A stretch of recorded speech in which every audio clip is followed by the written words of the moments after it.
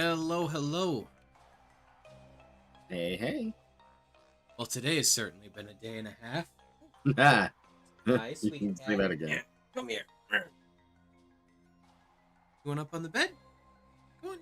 Here we go. Yeah, I suppose just to briefly address the elephant in the room. Yeah, some stuff has gone down. And it's gonna affect a lot of people moving forward. Honestly, I think Lace earlier today, I'm throwing this up right now. Oh, thank you. Yes, earlier today I think Lace put it better than I ever could about the situation here, but yeah, we're in for a decent we're going to be in for a little rough time for a while. You know? And I'm going to be honest, I thought I'd have a little bit more to say at this moment. It's all right. I can take it from there. Yeah, You know, yes, please. for anyone who may be feeling scared or frustrated. Now I said a lot of this in the video that he linked, but for anyone who may be feeling scared or frustrated or even angry, it's okay. Take that time. Feel how you feel. But we're down, but we're not out. Just take all the time you need, but let's get back up and let's get to work. There's a lot of work to do. Whether you want to get involved at your local level, whether you just want to, reach out to your friends or family or people you care about and make sure they're okay. I highly encourage that. One of the big points from that video that I can't stress enough is now more than ever, educate yourself. Yes. Misinformation is a large reason that we are where we are now. So we owe it to ourselves to learn more, do more. And I'm not saying everyone's gotta hit the ground running or become an activist overnight. No, but do what you can. We're streamers. We have platforms. We have a voice that reaches others. We can do that. Whether it's just to entertain or whether it's to just tell people, hey, we're gonna be all right. Don't worry. It seems a little rough right now, but the responsibility is not solely on us. Any of you watching can also play a part. Even if it like I was doing with some people that I know earlier. Even if it's just reaching out to some of your friends who you think might be more affected by this than others and just letting them know, hey, you've got people in your corner. Exactly. There are several people that I know that I reached out to today to make sure that they were doing okay. And thankfully, I mean, obviously very disappointed and not happy, but thankfully they very much were, and they very much appreciated, hearing from me. Exactly. In a moment like this, we really need to come together and look out for each other. Now, I'd say you're going to hear plenty about this going forward, so now that we've taken a bit of our moment, had our little soapbox moment here, why don't we go ahead and shoot ourselves out of a cannon to the moon like God intended? Now you're talking. I'm just saying, if God didn't want us to go to the moon, why would he give us a cannon that could send us there? We're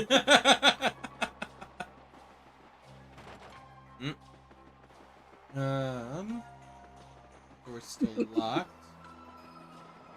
Okay, hang on. Let's see, I remember we spoke with all the other people. So General White should be here. Oh yeah, that's right. We had to go on that crazy goose chase for him. Yeah, that Y2K era, just obtuse enough that our modern gaming sensibilities didn't quite realize it. Aha! Here he is. Okay, so this is General White's house.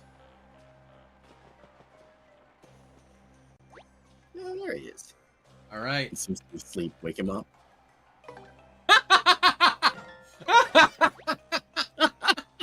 That's how we wake him up? Wow. Okay. He's made of metal. It's fine. That's not what I was expecting. No.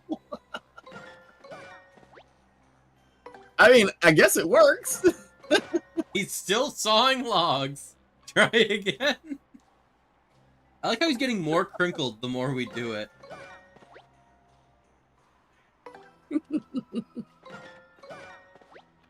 Come on. Wake up, you bastard. He woke. Nah, still asleep. What's it gonna take to wake him up?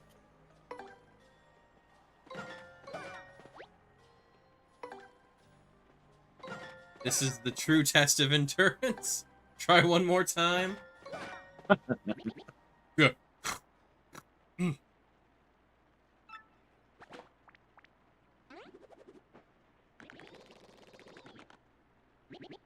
Now, who are you? I'm tired. I do not need your attention. I just want... Actually, wait. Since everyone's here was Russian, he should probably be Russian, too. Yeah. I am tired. I do not need your attention. I just want to sleep, as it is all hopeless. What? That mustache. That hat. And that hammer, even. But I have been looking everywhere for you. Apparently he's been looking for us. Oh. Why? Well, to bring Big Bob back online. I had lost my life's work, my very reason to live. I found myself at wit's end, and then Rogueport fortune teller told me. Seek the man with the M on his hat, the one with the hammer and stash. He will fulfill your dreams. Or something like that. What? You'll need to use the cannon to help save the entire world? Hip hip hurrah! That fortune teller was right. So, what are we waiting for? I shall get Big Bob ready, so go tell the mayor. Now get moving, hot hot. Man, what a 180. Yeah. Love to see it. The old boy should be told it was us who looked everywhere for him. Yeah, because we... We kind of did the work on that one, but... Yep. Oh, this one's also you, bud. Oh, you got permission to use the cannon. Must mean you met up with the gold ball. What? General White is back too? And it is now time for Big Bob's grand revival. I could just explode with delight. Please don't. Mm-hmm. No, let us shoot you guys to the moon. Ah, it's fine. They'll get better. As Bobbery has shown us. Alright. We've done it, old boy. Now, you follow me.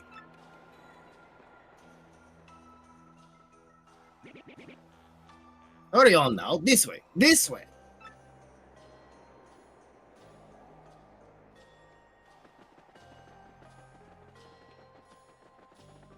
Going to the moon, baby. Going to the moon. Moon ride. Moon ride. Moon ride.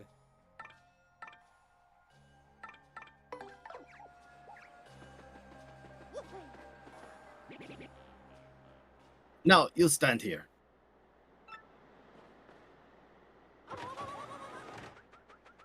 Uh-oh.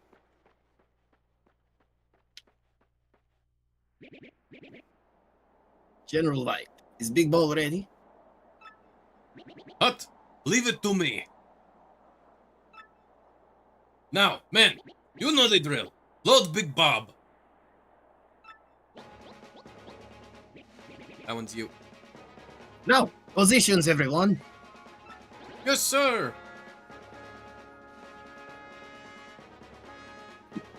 Actually, really exciting. I love how he holds up a key, too. Just like when we get items. Yeah.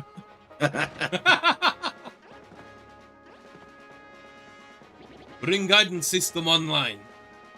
Online, sir. System check. System check. All clear. Prepare Big Bob's detonation sequence. Open outer hatch. Opening outer hatch, sir. Oh, here we Whoa. go. This is Big Bob. Yeah, they weren't kidding. Open inner shutters. Opening shutters, sir. Opening shutters, sir.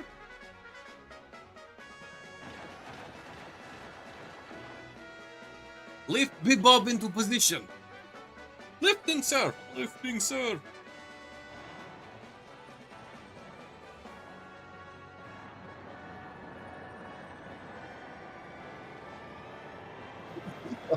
Oh, wow. Oh, wow. Now that's a piece of artillery. God, look at that glorious piece of engineering. That's canon. Acquire target. The moon.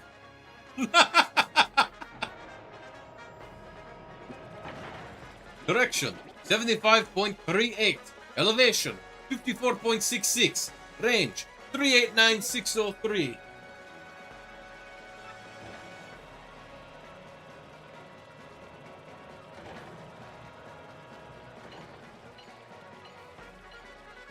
Wind speed 1.08.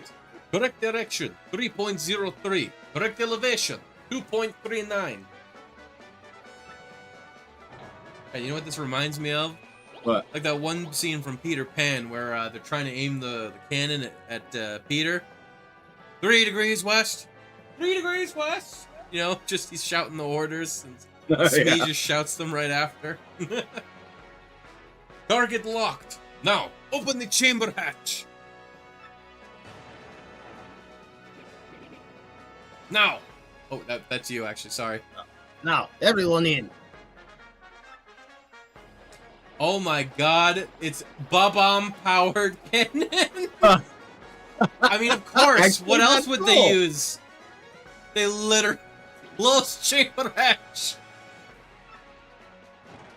Oh my god, they literally just detonate like 100 bombs at once. This is great. This is just. I am so happy right now. This is exactly what I needed today. Yeah, this is the mood. Conditions all green. Stand by. Okay.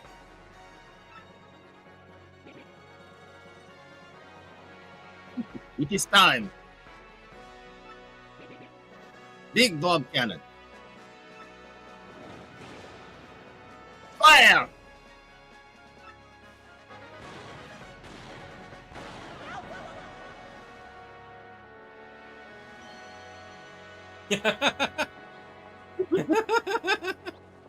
Find me on the moon, baby. Good luck, Mario.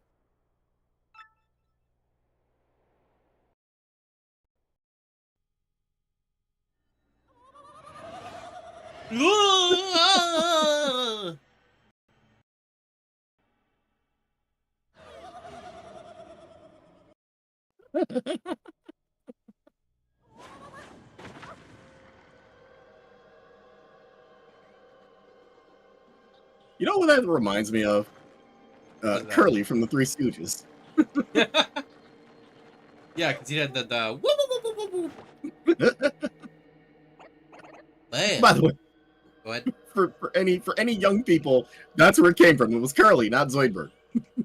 Yes, from the Three Stooges. What was it? Curly, Moe, and Lenny, right? Yeah, there were a couple of different other ones, but yeah, there was Right, but those Larry, were the Curly, and original. Moe are the most famous trio. Larry, that's what it was. Larry, Curly, and Moe. That's what it was. Yeah, Yeah. they're the original Stooges. Yeah. Man, that was something. Who would have thought I'd ever get to do that? I can't wait to tell my girlfriend I got launched out of the cannon to the moon. You think she'll be really impressed, Mario? I mean, I'd be impressed if my partner got launched out of a cannon and was sent to the moon. Yeah, if your significant other is not impressed by you just even going to the moon, let alone making it via canon, I don't know. Maybe they're not the one. I'm gonna be honest. You probably deserve better. If that's the case. Right? Well, we're really on the moon. All right. So are you ready, Mario? Let's find the last crystal star and save the princess. Oh, second. I see. If Nintendo games have taught me anything, it's that cracks in stone structures Can be blown up. Nice. All right, 12 items. Oh, also, look, moon gravity. Ah, nice. Yeah, we're jumping like. Oh, I love how his exclamations are different too. Yeah, they're slower. Woo!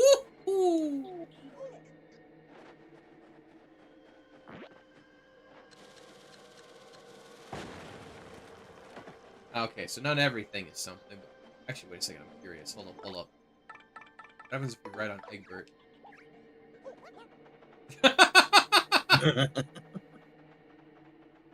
Even Egbert is like slightly slower than, or moving at roughly our default movement speed, Yeah. if not slightly slower. Actually, so interesting tidbit. Since we're in space and I have an excuse to talk about space, well, as if you ever need an excuse to talk about space. Exactly. But oh, I love that background too. Oh, look at that with the shooting star and it's attached to the stick. But no, I remember one time I was curious and I was looking up. Apparently, so Mars, obviously, as most people probably know, is smaller than Earth. It's about 1/3 the size, roughly. So it's got about 1/3 the no, wait. No, the reason, what was it? No, based on Earth's size, actually, Earth would, if we're going off of size alone, Earth actually would have much lighter gravity, but it's because of how dense the materials below the mantle are, which is why our gravity is at the level that it is. But Mars is smaller, and it has rough. Oh shit! Oh. Oh. Ha! Gotcha, motherfucker. That was clever. Disguising itself as a rock. Well, I mean, we've seen this plenty of times, but Just never on the moon. exactly threw me off guard. I should have been expecting that. But no, so Mars has roughly 1/3 the gravity of Earth. And what's actually interesting, I mean, obviously it hasn't really been thoroughly tested or what have you, but basically, some physicists did some calculating and some hypothesizing, and it is believed that if if a person was on the surface of Mars, like walking around, let's just pretend there's an atmosphere, yada yada yada. Yeah. Basically they think that it would actually, because of how, well, it's like, we've seen the footage of like Neil Armstrong, bounce walking on the moon. Yeah. So the gravity on Mars would be heavier than the moon, but less than on Earth. So you wouldn't be quite bouncing around, what have you. However, but because of how much lighter the gravity is, they actually speculate that it would probably actually be a lot more energy efficient for people to. Oh, that didn't do any damage to him. Apparently we can flip him over though. Gotcha.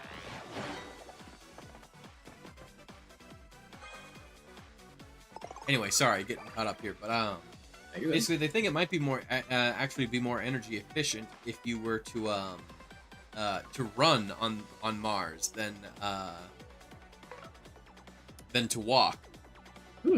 Because again, because of the difference in gravity. I can feel that. Yeah. Yeah, I remember that when you were talking about the gravity, it reminded me the Zone of the Enders anime, which was pretty good. I recommend it. The Zone of the Enders anime presents a scenario early on in the show where, as you know, in that series, Mars was colonized by Earth and largely relies on Earth for its resources, but Mars also wants to become independent, and Earth doesn't want it to.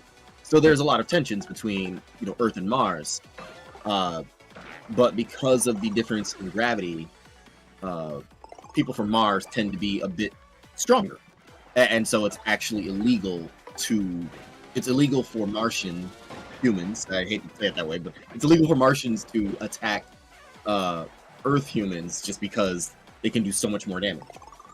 Wouldn't it be the other way around though? Because the gravity is so much less.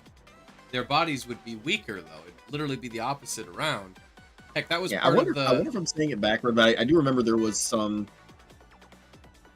No, actually, I think I am saying it right, but I guess they just had it backward in the show. Because what was it?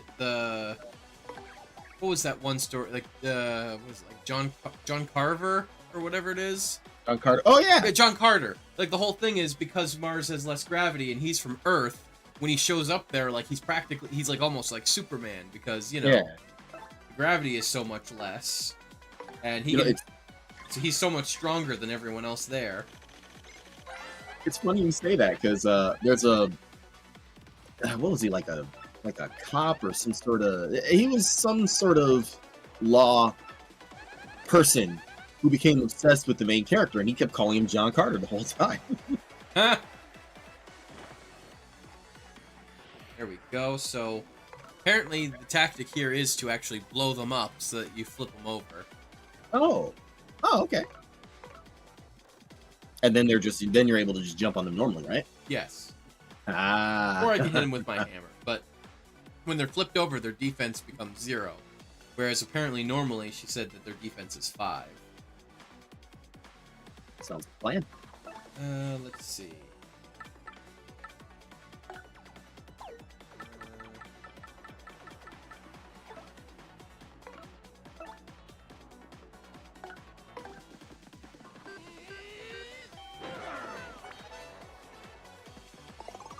Alright, come on, I want you to hit me.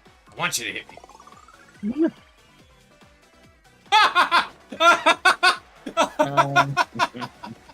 He cussed. Okay then. What are the odds, right?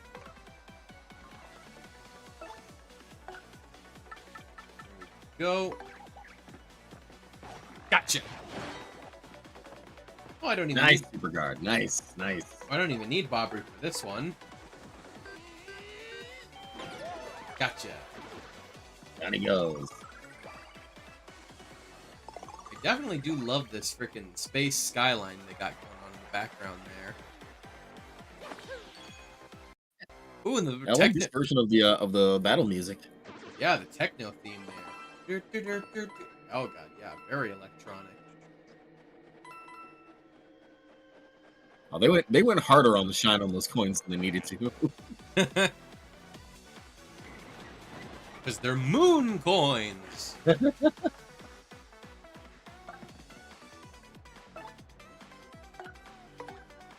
For whatever reason, that reminds me. I remember I was just astounded by this when I learned it in like 6th or 7th grade. Actual pure gold, like just pure 100% gold, would be malleable like clay. Yeah, I could imagine that. It's got a very low melting point. Yeah. Gotcha. Which is why I remember for a time gold-plated connectors for electronics was like a big thing, and yeah, I can see why they were popular. But after talking to someone who knows a lot more about no! like wiring and things like that, he was not very happy about. Oh, sweet! I got a bad bingo. Uh-oh. Oh, that's a Yeah, the poison flower. I was trying to I didn't know avoid that it. was a thing. Hey, Zap! Hey, Zaf! What'd it do? We got Hey, Emperor Zaf, Zaf deal. I got a bad bingo. Yeah, I saw the crowd file out, and I was like, is something about to happen to the crowd? Well, I mean, in a sense.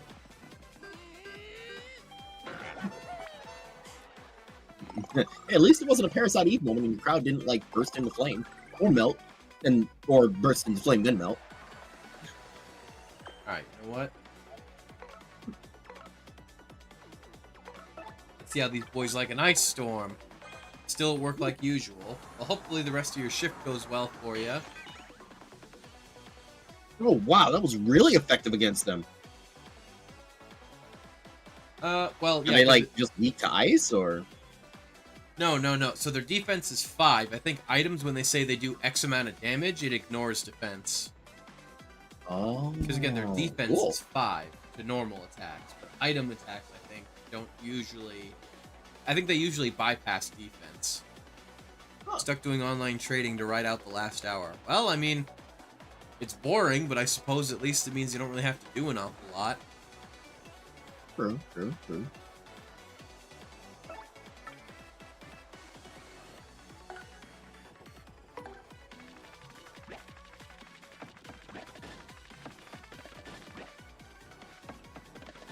Well, let's see how this goes.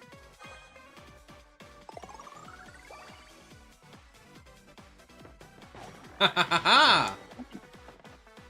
Nice super guide.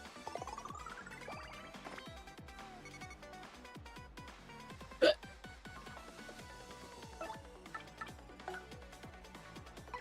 gonna give that to Bobbery. He definitely needs it a little bit more.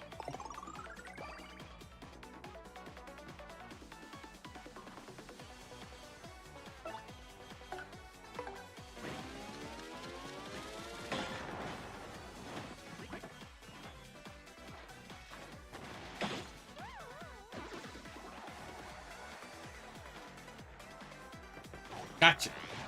All right, now let's see what a couple of these bombs do to this guy. Mm-hmm.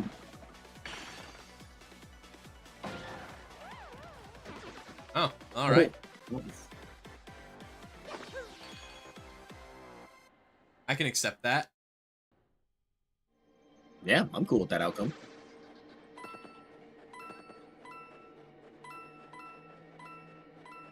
But yeah, no, I think if I had to guess, they probably shine a lot more. If I had to guess, probably because there's no atmosphere. So we're seeing the ultraviolet light reflecting off of it. Interesting. Or something. I don't know. I guess. I'll admit, I mean, science was my favorite subject. I mean, science was my favorite subject in school, but I'll admit, I'm not going to act like I'm even remotely an expert. I was just a bit of an enthusiast. I feel that. I'm just making a somewhat educated guess. I think I mentioned before how in 10th grade I took earth science and I just hated every minute of it. I didn't like the teacher. I felt like she was just out to get me. You know, stupid kid at the time. Me and earth science just weren't meshing. It was interesting, but just my personal gripe with the teacher for whatever reason just made it less so. And then next year, in 11th grade, when I took physics, she was the teacher again. But I absolutely loved physics, and I loved her as my physics teacher. Like, I was worried at first. I was just like, oh god, I have to have another year of a class with this woman. But then I don't know. We just went from being kind of this. We went from being at odds with each other to me almost being like teacher's pet, because I don't know. I just really loved physics that much. Yeah, I mean, I was decent at most things in school, but yeah, science was always my favorite subject. I just like learning I just like better understanding how the universe works. Yeah, that is, yeah, honestly, I think that's the fun of it. Or at least it should be. Ooh. You know what? Hold on, I want to try something here.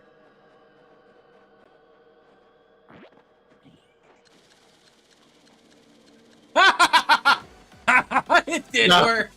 How'd you know? My instinct says. How'd you know? My instinct says a gamer told me. Nice. My gaming instinct said, you know what? Wait a minute. I remember we could launch hoops at them. We did that like once or twice, like a number of chapters back. Well played. Well played. Oh shit, we're in an ad break too, so people didn't even. Oh man, Zaf didn't even get to see it. Oh. Don't worry, I'll do it again. Yeah, there'll be more chances too. Sorry, Zaf, I didn't realize that there was an ad break. I did something hilarious. I chucked Bobbery at the rocks, and I got it. I got a sneak attack off on him. I'll see if I can't do it again. Let's see if we can find more of these rocks. Gamer senses were tingling, and you were like, They said, something "Rock's tells me not if I just throw a my rock." bomb companion at this guy, I'll be able to get a free bomb attack off.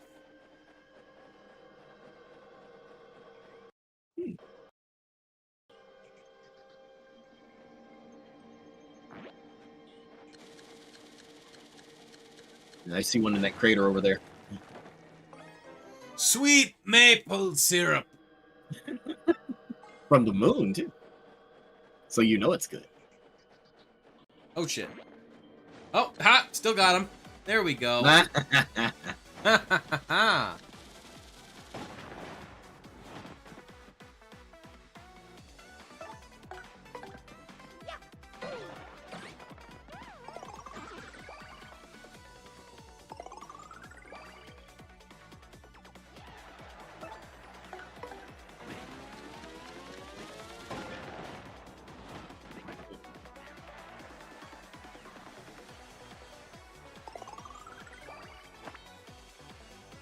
Man, these synth tunes, though. The synth theme of the battle music, yeah, like you said, Yeah, is nice. That's a nice lead sound they got going on there.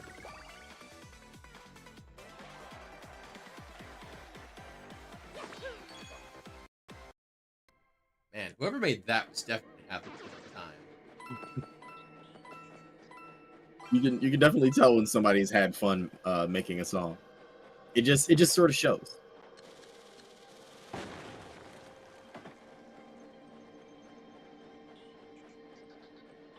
It's kind of like all of the saxophone themes of Iori Yagami from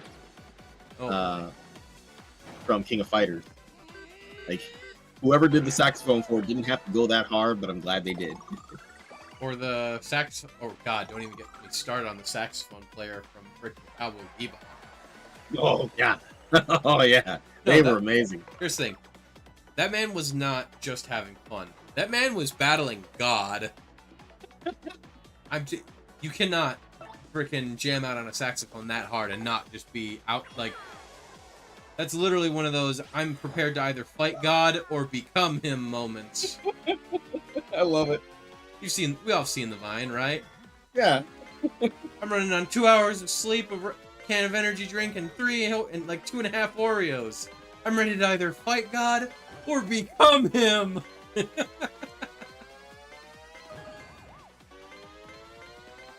Which, man, ain't that a fucking vibe? Oh. Down they go.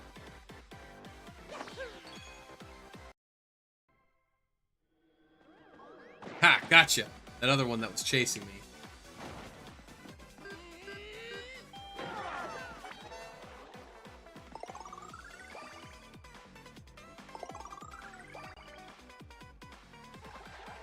At the moment, I'm gonna be honest, I think just hitting him with the old Earth Tremor is probably the best call right now.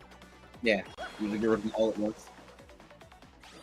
I mean, it'll hit them all at once and it'll kill them all at once. Efficiency! Or what is it? What's it Neon says in Nikkei? Firepower!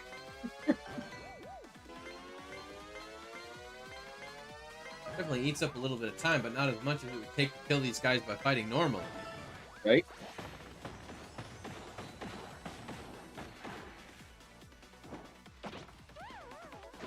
Down they go.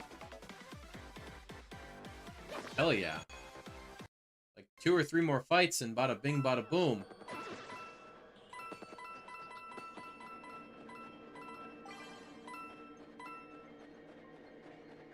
We're almost level 22, baby! Alright. Boom. Ha!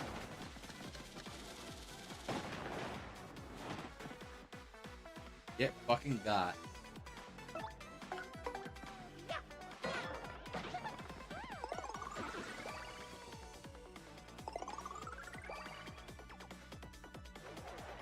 Alright, since we're able to get the drop off. Oh shit. Well, that's fine. The salmon might be large. Ah, that's less good.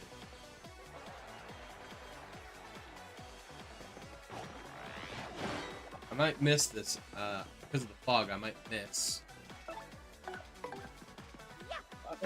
Oh, there we go.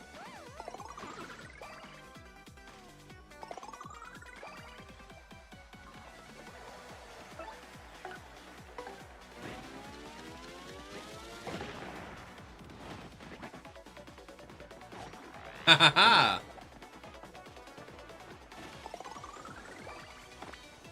That one guy's fuse is lit. I don't like that. Oh, get the crowd hype.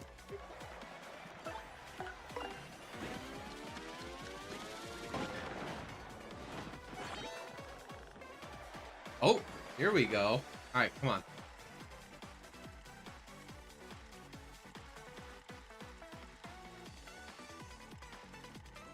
Ah, not quite. No.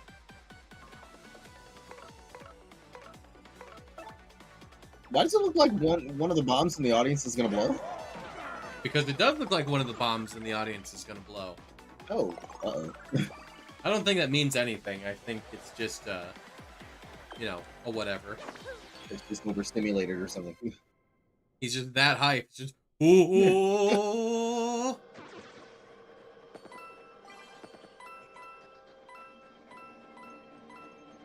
Now that I'm thinking about it. Oh, okay then.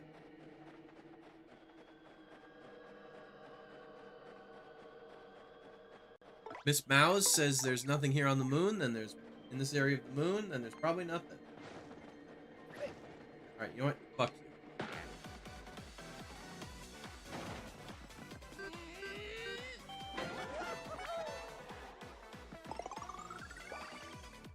Let's just hit him with one more Earth Tremor because, you know what? Fuck it. We want that EXP. Right. Ooh, you know something that just occurred to me? Aside from going to the Glitz Pit, another thing that we ought to do. The Pit of 100 Trials. Remember when we rescued that kid's dad? We kept going down the when we were down under the sewers. We just kept going down and down. Yeah, there's 100 levels to that. We only made it to like level 20, I want to say, and that was like 10, 15 levels ago. Maybe not 15, but like 10 levels ago. Think we'll be able to make it? I mean, we're right around the end game. Yeah. If there was any better time to do it, it would be now. I get that. Once we get back from the moon, of course. Of course, of course.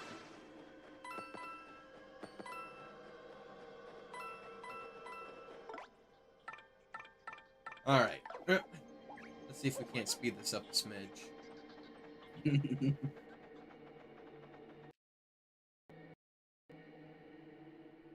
Oh! Oh, Jesus Christ. Uh-oh. One of those monstrosities again. Yeah, well. Ah! Get got, motherfucker.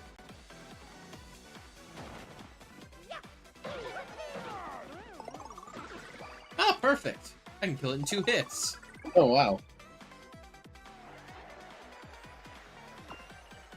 Alright. We'll just go ahead and tattle on this thing. It's a Z-Yucks.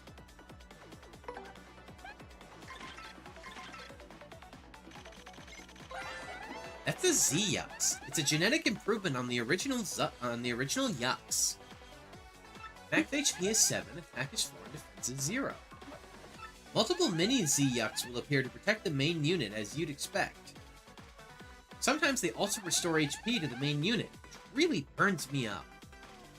It doesn't have much HP, but those barriers often protect it from attacks.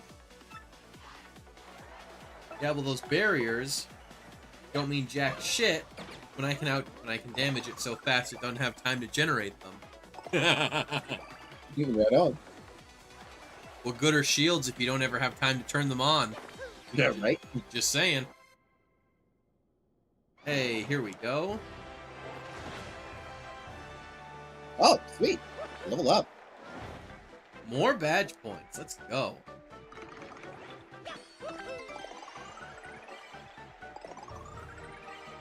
Level 22. All right.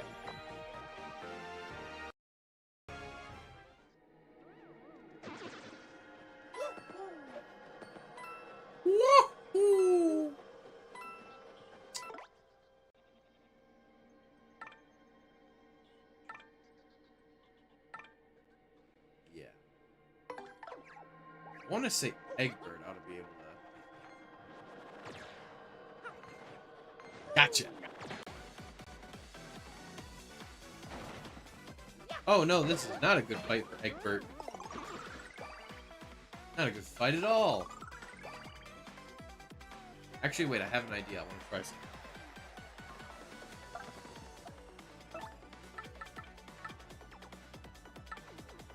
Let's see how well the, let's see if the Stampede will do it. Yeah, I want to see that.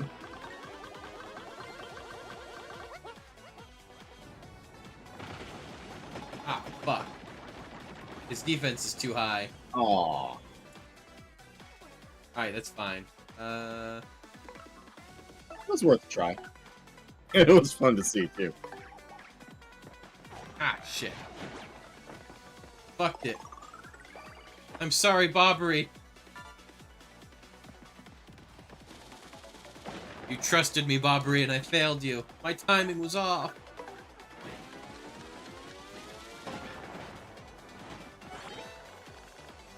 Alright.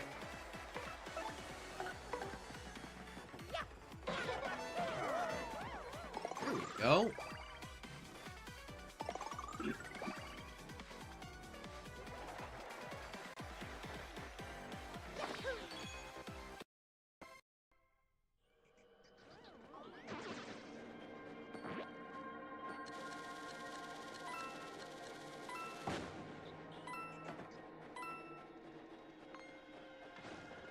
Oh, well.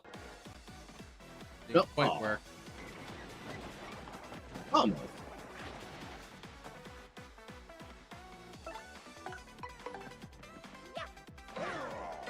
There we go.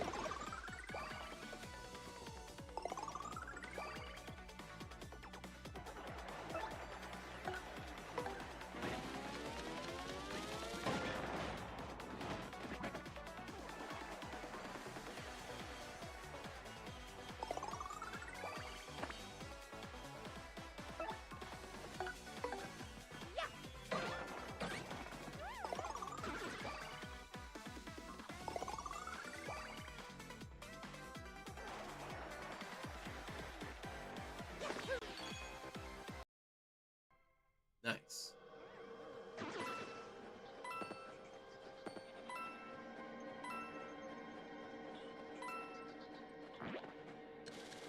Ah.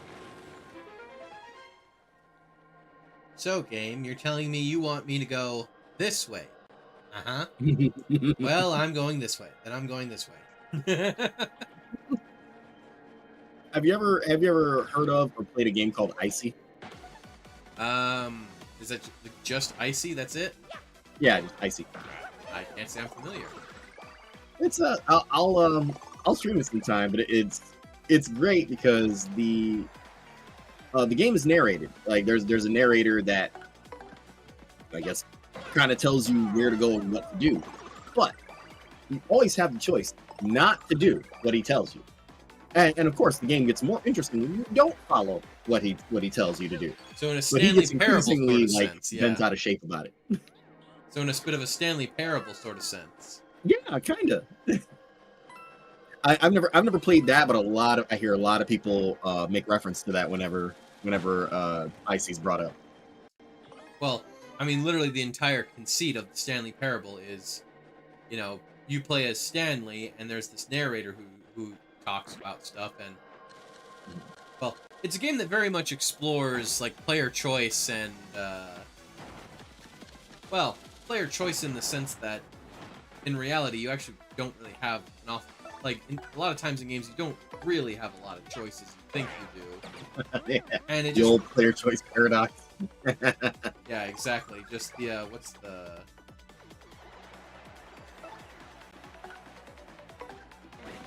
what is it? Yeah, but it plays around with it in some very interesting ways.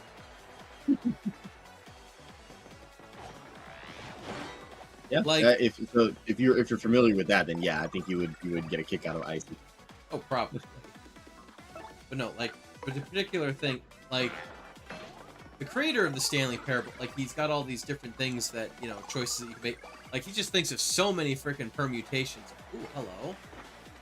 Hold on. Oh,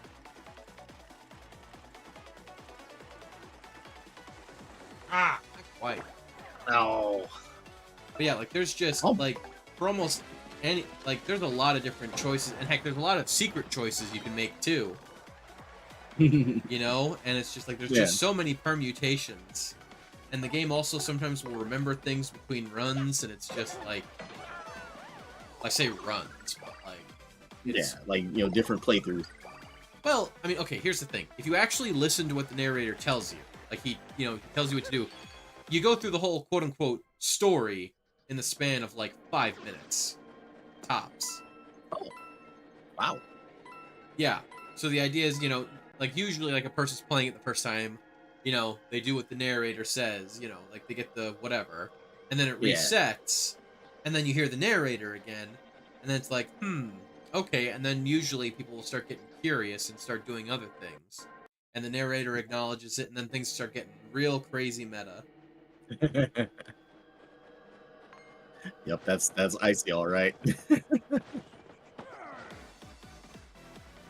I think one of my favorites is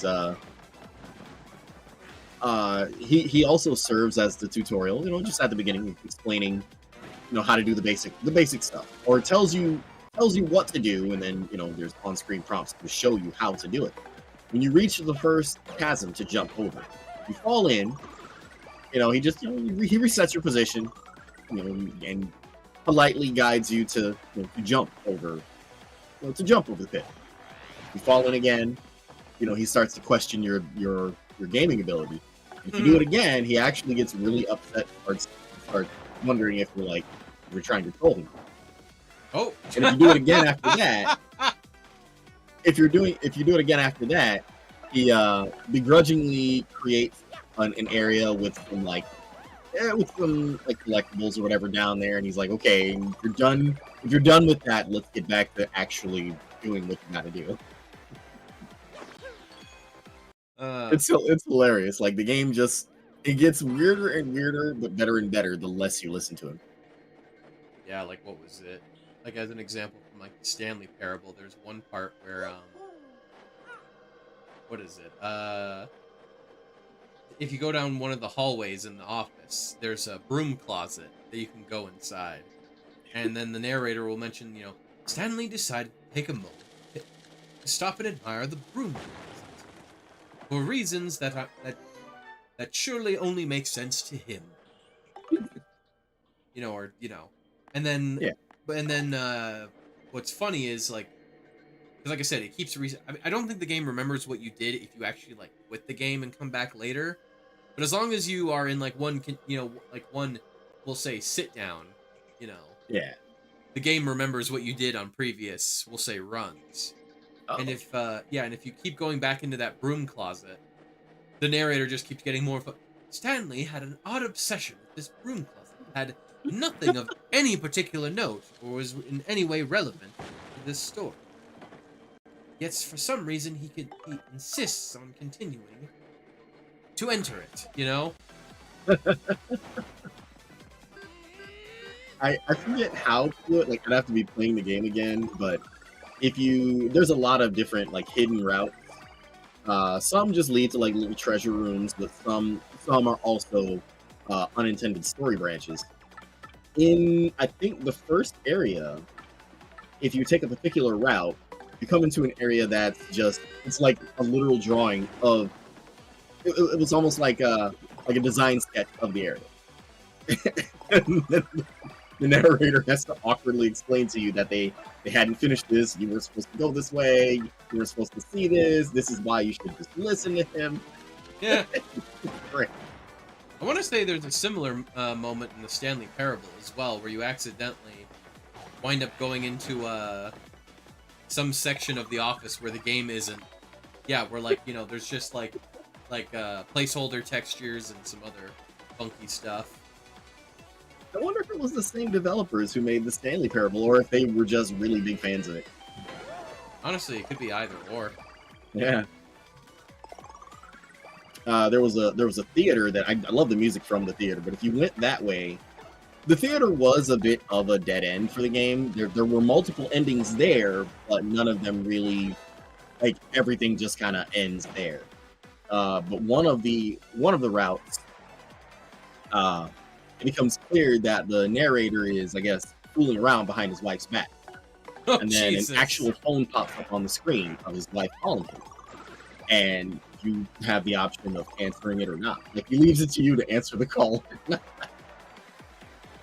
That's actually kind of hilarious. I don't think it ends well either way. But Well, yeah. still, it's like I remember sitting there going, do I answer it? Because he's a dead man if I answer it. If not, he's also a dead man. Oh, dang. And we're finding all sorts of stuff here on the moon. Yeah, they hit a lot up here. Oh, something else. Oops. Ah, yeah, probably this. There was another one of those dead end routes where you go to a room where supposedly there is some super skill. Basically, one button. It's a literal win button, and the narrator's just like, "Hey, you can't use that. That's cheating. Don't get that. You're not supposed to have that. Please just turn back now." If you Yeah. keep on going and you get it, it's like, all right, you know what? Since you wanna be that way, let's see let's see how long you can hold out. And he just locks the room and just starts sending wave after wave of enemies. And if and when you finally use the one button win, uh, he just stops everything, brands you a cheater, and takes all your money. Yeah. I was like, well, if I stumbled upon it as I was trying to earn enough money for like one of the skill power ups, and I was like, well, man, if I knew this was gonna happen, I wouldn't have done this.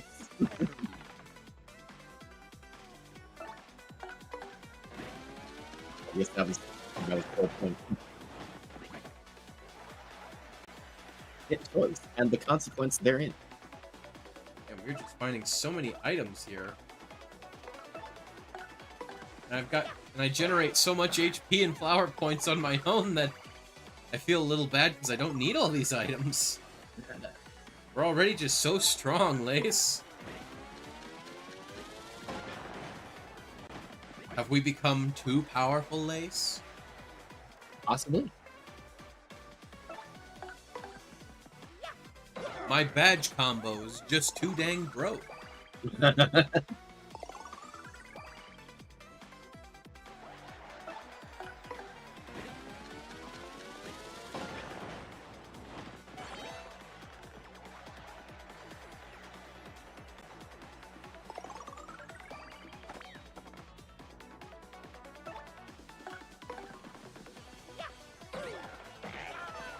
That's right. You got unfrozen in time just long enough to witness your own demise. Hey,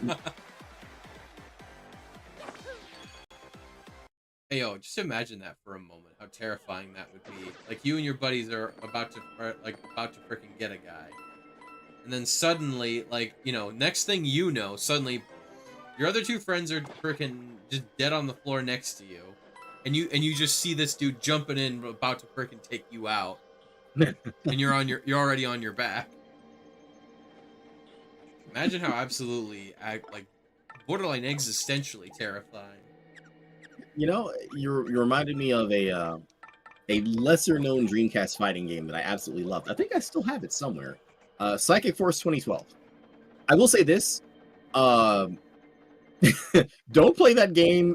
Don't play that game if you've had a bad day. It is a very heavy, very not happy game. There's just of the many different scenarios in game, very few of them actually have a happy ending. On a scale of 1 to BoJack Horseman, like, how depressing are we talking Oof.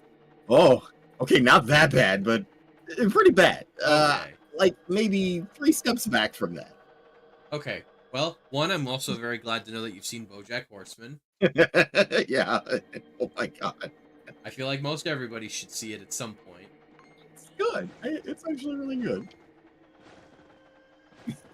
But yeah, just I ended up. I didn't. I mean, I knew nothing about the story or the characters. Apparently, this was the second game in the series. I don't even know where to find the first because I just never heard of it until then. But I liked a character who had like now these are of course people with psychic powers that fight in enclosed spaces, usually in the air somewhere. Whether it's just out in the mountains, above a volcano, above the city, just somewhere where somewhere where they can use their powers unchecked. Right. And one of the villains, I didn't realize he was one of the villains at first. One of the villains has the power of darkness. And I mean, he definitely it dawned on me as I was playing it. I was like, "Oh, this seems like a bad guy." And yeah, he is a bad guy, but not as bad as the other bad guys. But this isn't really one of those like anti-hero type things. It's just he's the bad guy that wants to be. He wants to unseat the top dog, but he's like nowhere near as sinister. Is that the word I'm looking for? Well, whatever the case may be, once he thinks he's strong enough, he has, he actually has that kind of has that Starscream vibe to him. I was literally gonna ask on a scale of 1 to Starscream. Yeah, kind of. He really has that Starscream vibe. Once he thinks he's, he dispatches the heroes, and now he thinks like, okay, I'm tough enough to take on, the head honcho of our organization, whose power is time. He goes to ambush him, and the guy just not only does he freeze him in time, because of now they imply that he both can control time, but also is able to freely travel it. And to that end, he knew the guy was gonna try to betray him, so he just throws him in time and was like, you know what, I give you credit for making it this far. You were. You certainly proved yourself tough enough to try it, but it wasn't enough. So you can just stay there for all of eternity. I'm like, wow, he's just gonna leave him like that?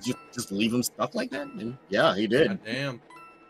It's like, oh wow. And unfortunately, that's nicer than what most other people got. I mean, yeah. I mean, you're basically in suspended. I mean, you're essentially dead at that point. I believe he was. I could never really tell whether he was still like cognizant of what's going on around him, or if he was just literally just frozen in time and unaware of anything. But either way, it was pretty major fridge horror for me. I was like, wow, that's kind of cruel. I don't think anybody had it as bad as the guy who had light powers though had angel wings. And I don't remember what drove him crazy, but it was one of those like trauma broke his mind, and then just he developed a split personality to I guess save himself or to save his sanity. And then the split personality went crazy too. Wow, this guy can't get a fair shake at all. This is literally the opposite of what I intended. Right. Wow. Love the game, love the music. All the music is fantastic. But I was like, man, this anytime I play it, I really just want to go for a walk after. I'm like, geez. Is there any one happy ending in this game?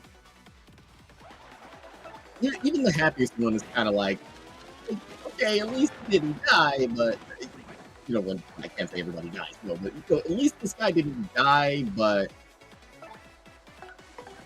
he is happy in only that he's unable to remember anything and everything that's happened. I'm like, well, that's not fair. I also dislike the time guy is one thing, but the gravity guy was there's a word for it. When there's a villain who just is like irredeemable, he's just there's the bad guy, and then there's the guy even the bad guy doesn't want it. The Jack Horner. Yes, he was him. He seems to just get away scot-free with everything. Like there's just no penalty, no repercussion for any of the things he did. And that kind of bugs me because I feel like either the story was incomplete, or maybe there was meant to be a sequel and they never did it. But like, how does he do all these horrible things, ruin so many people's lives, and then just nothing happens to him?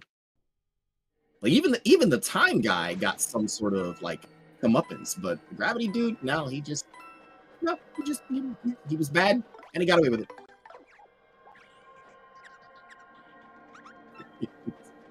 Very heavy game. Yeah. Sounds like it. Yeah. I did enjoy the fire water brother sister duo. Hold up. Just something must be said for a man that comes that sharply dressed to a fight. Carlo was you know, aside from the fact that he floats, aside from the fact that he controls water, I just kind of wouldn't want to pick a fight with a guy dressed like that. Because if he shows up to a fight that well dressed, that says something. That says a lot. I mean, hey, every lady's crazy about a sharp dressed man. Exactly. This building smells suspicious. Let's be careful, dearie. Ooh. They conveniently have escalators. Yeah, of the airport variety.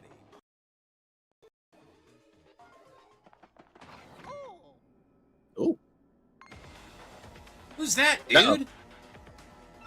Whoa, that's Mario. So Waiting let's for get us. him? Yeah, let's get him, dude.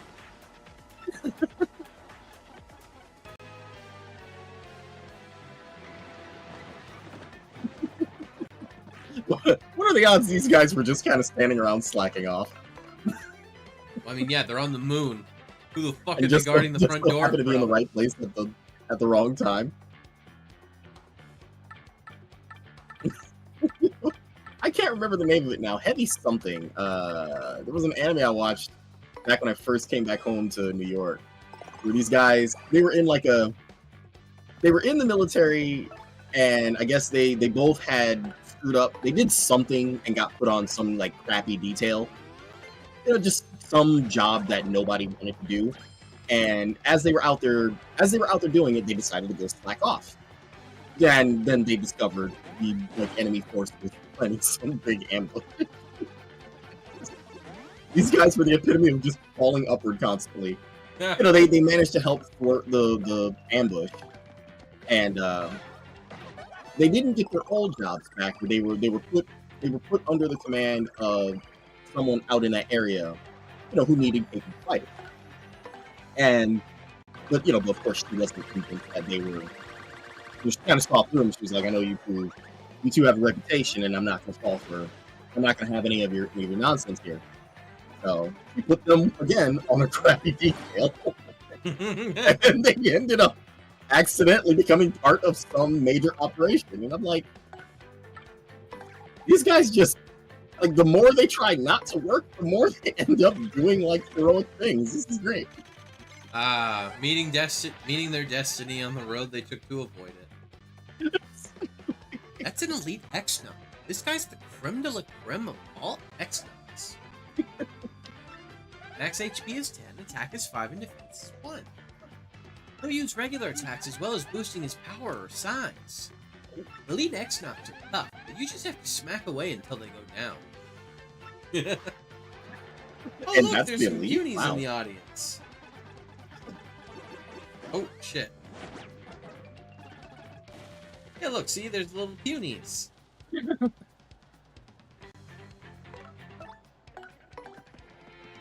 forgot about them. Whoops.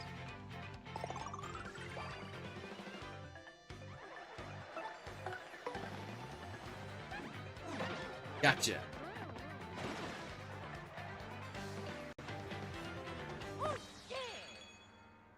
Oh, yeah. Yeah. Mario, if these X-Nut dweebs are here, that's totally it. Then Princess Peach must be here too, don't you think? And the Crystal Star must be here too. We gotta find it, Mario. gonna say, don't let them get away. They'll sound the alarm. I mean, I think we're a little late for that. Oh.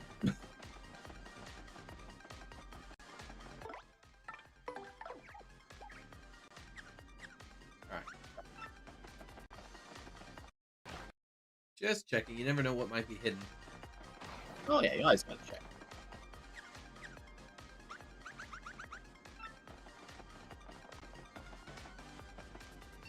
Ah, we need an elevator key. Oh, shit.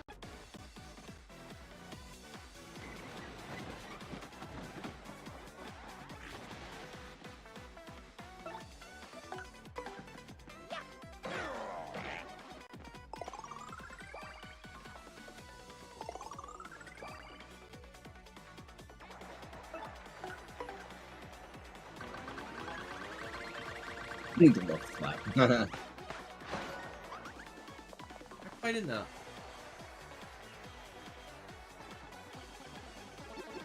Ah.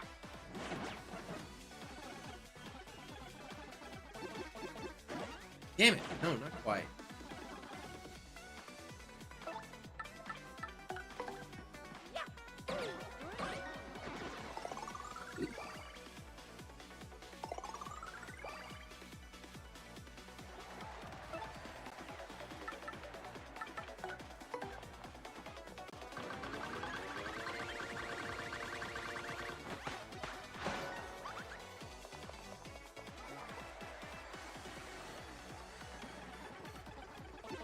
Oh, shit.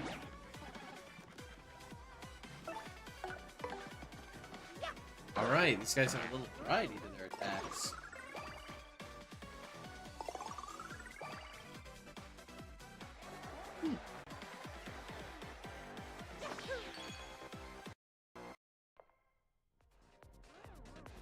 I see gravity's back to normal. Makes sense. Obviously, they have some sort of artificial gravity, which is why... Oh, hello.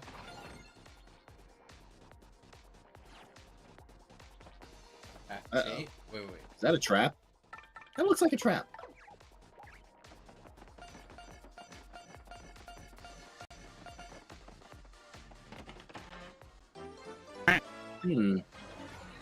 Hi, Aki. We're Hey, on the Aki. moon. Oh, what was it? It makes sense that Aki's here. Because remember, there's the rabbit on the moon? Aki's been the rabbit on the moon this entire time. And no wonder she's a snow rabbit, because it's so cold up there. It all makes sense. Just cut to the frickin' Always Sunny Pepe Sylvia frickin' corkboard. It's just my face, and then there's and it's just Aki on the back, and it's just moon? Question mark? 1 second here. Let me give her a little shout of Rooney. Hello. Oop. Susan did kind of write in the book. It's kind of green. Is that normal?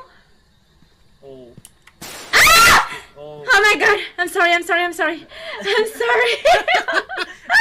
You saw something.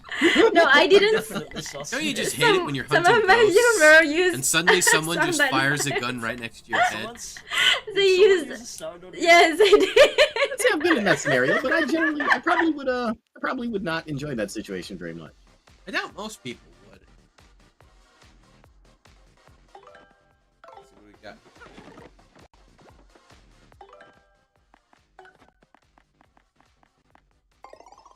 Man, this game's this area is certainly not. I was scared of everything. I mean, fair. First time playing Phasmo, very fair.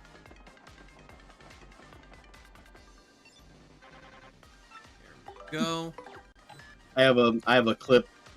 I have a clip I made from a friend's channel. I don't think they stream anymore, but she used to play a lot of horror games, and she was playing Madison. Yeah, she was playing Madison, and she was kind of just just boasting in the moment. She said, "If you see me close my eyes, I never close my eyes." And then she snaps a picture in the dark, and the ghost lady or whatever it was like right in front of her. So she screamed and closed her eyes. It was like This moment must be captured for posterity.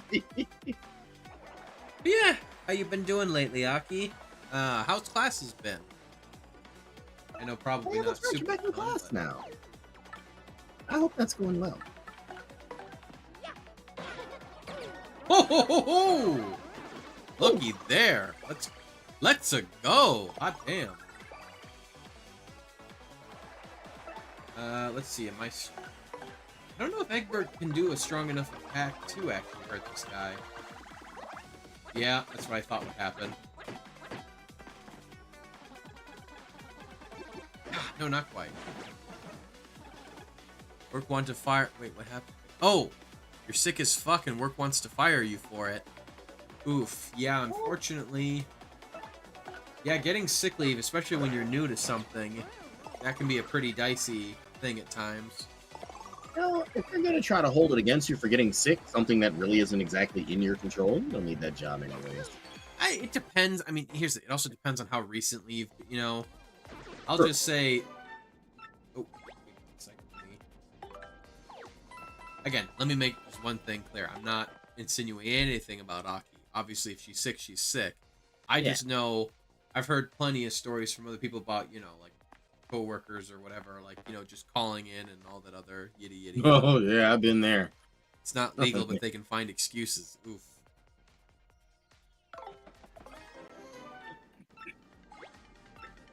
I would say this because I've been in the situation many times before. When they start looking for reasons to get rid of you, just like little nitpicky stuff, I would I'd make plans to find somewhere else to be anyways. It's just because once they start, they won't stop. Now I want to be wrong on that. I truly do want to be wrong on that, but just speaking from experience, once they start nitpicking, they don't stop. X not 69. That's got to be the code. Incorrect accent. Damn it! I'm coughing so much I'm throwing up for the past couple. Oh my god, That's pretty bad. That doesn't sound good at all. That is very bad. Oh my. That is. Oh dear. Ha! Oh my god, I'm so strong I can actually just take out the normal X-Knots, no problem. That's hilarious. Nice. Let's switch to Coops real quick. Look around for other jobs, but hard right now because I'm sick. Infinite Circle. Oh dear. Yeah, focus on recovery first. Get better first, and then you can do whatever you need to do.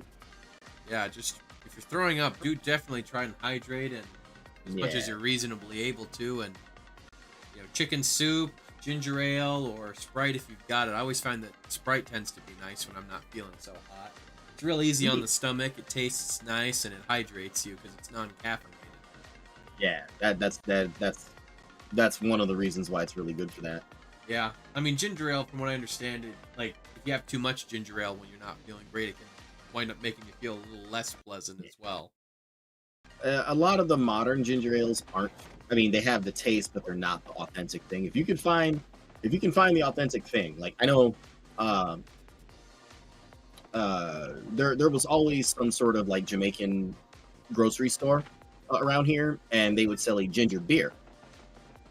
I mean, it's not an actual beer. That's just what they call it. Ginger beer, especially when warm, was really good for you when sick. Yes. It's a little spicier. It's a little. I shouldn't say spicier, but like, it's not as sweet, and it's got a bit of a heat to it. But that's what helps. That's definitely what helps in the. That's what helps aid the recovery.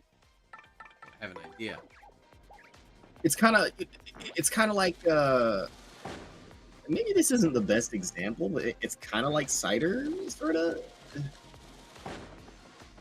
Yeah, it's kind of like a zestier, less sweet cider. Ah, darn it. Alright, that doesn't work. I will demand cough syrup. I mean, yes, definitely get some cough syrup. And like I said, do try and get,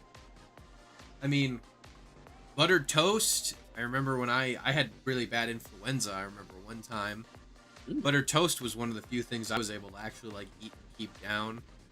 Yeah. butter toast, some Sprite, like actual, if you can get authentic ginger ale, yes, absolutely. But if not, definitely some Sprite. Sprite is very easy on the stomach. I had ginger beer. It's not much around. It's not around Oh, you guys much have that here. there? Yeah, Sweet. strong. Ooh, yeah.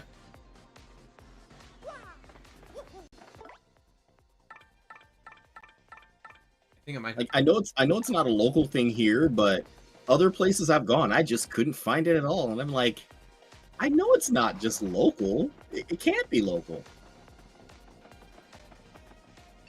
Yeah, you know, some things are just harder to find in other places.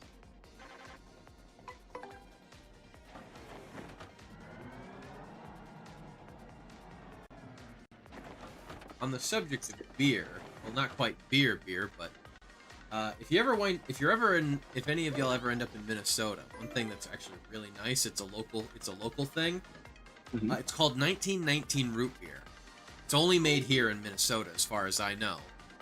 And yeah, it's a root beer that it's called 1919 because that's when they came up with the recipe for it. No joke. Wow. I'm not even. Here's the thing. No joke. I'm not even really a big fan of root beer. Like, I'll drink it, like if that's what's being given to me, you know, and like maybe the odd root beer float if that's what if that's what's available. But like Yeah. it's definitely not my go-to soda. But even I'm like, oh damn, this is good. And my girlfriend, she's oh my god, she loves root beer, and even like no, she's had tons of different kinds of root beers, and even she's like, oh wow, this is literally like the best root beer I've ever had. A friend went to Ohio. Like his mom lives in Ohio. Whenever he went down to visit, he'd bring back this. You know what? I saved the bottle somewhere because it actually comes in a glass bottle.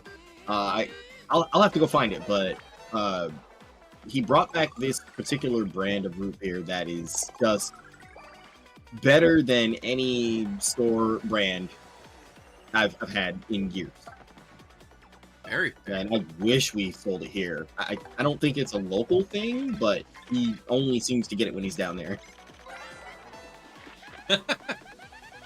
That's an X-Not PhD. Guys like this invent all the annoying things we fight. Oh my god. Lace, this X-Not has a PhD. A pooty hooty doody. I took one of those just this morning. For the lackey life, really? Like, bro, you're a doctor. I took one of those just this morning. I took a big old pooty hooty doody. I'm not gonna lie, I wish I could take, as silly as that sounds, a friend of mine came up with that. I forget what the context was. It was with this D&D group that I play, and for some reason a PhD came up, and one of my friends just blurts out, "Yeah, I have a PhD, a pooty hooty doody." And we all just freaking lost it. It was just so out there. Oh, All the coworkers like that. wait! Oh, we got someone new here. We got Trebuchet. We got Double M Trebuchet. Says that as a person with a PhD, I can confirm that my entire job is to invent annoying things for other people to fight. I'm referring to homework sets for students, of course. Hey guys, I found the mid boss.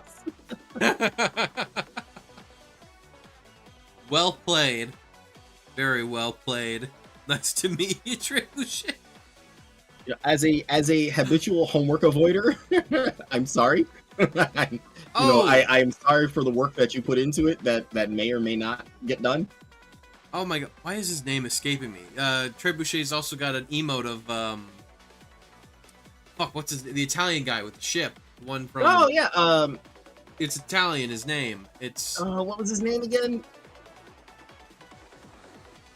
Wow, I can't remember it now. Oh, Flavio. Flavio, yes, thank you. He's got a whole, oh wow, there's a bunch of Flavio emotes here. Those are rad. Rad as fuck. Yes, Flavio. He's a Flavio. I knew it started with an F too, is the thing. I just couldn't for the life of me.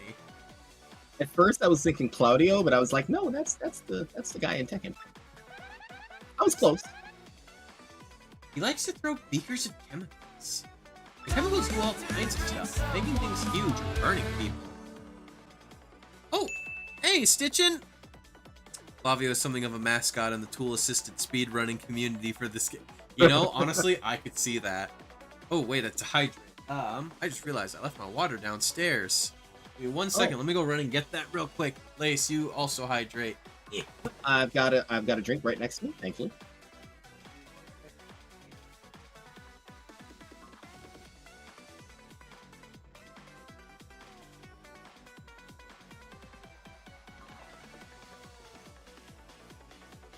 Don't worry, folks. He'll be right back.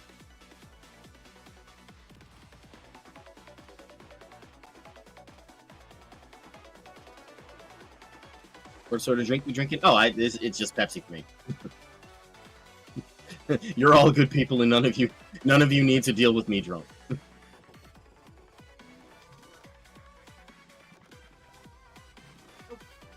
Yeah. I am back. I have. Here we go. Got me some water. I was just explaining to everybody that they're all good people and do not deserve to deal with me drunk.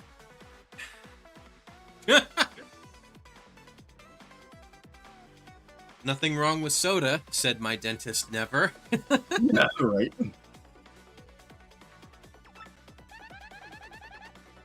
He may also use potions to heal himself or make himself impossible to hit. It's not PhDs are really annoying, so take them out before they boost themselves. Is that kind of like the invisibility potion that Peach used? I mean, probably, yeah. Uh-oh. We'll boost this, motherfucker. But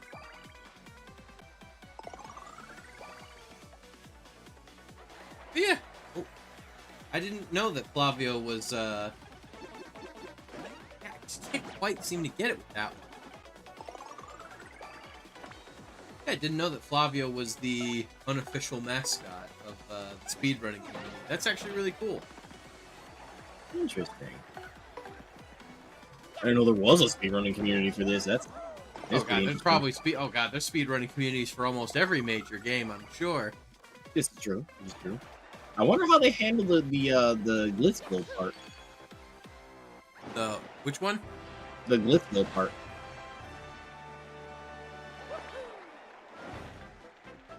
Okay, sorry, say it one more time. The music was a Oh. bit loud. I said I wonder how they handle the Glitzville part.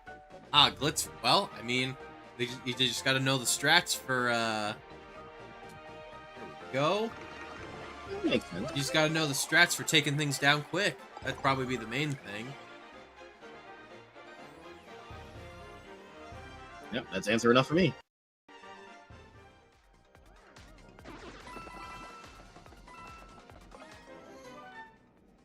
Oof. So many items, I've got room for no more of them. Alright, go. I actually did some research on the plane panel for this game. We threw evolution theory at the plane minigame and got some really optimized trajectories. Ah, okay, you're talking about with when you evolution. That's like where you try and teach the bots how to play these games, right? Because yeah, there's some I've seen some, like, what was it? There's some games where they'll have bots do the speed runs, and because the bots are always able to like perfectly do like certain inputs, they're able to glitch the game out like crazy.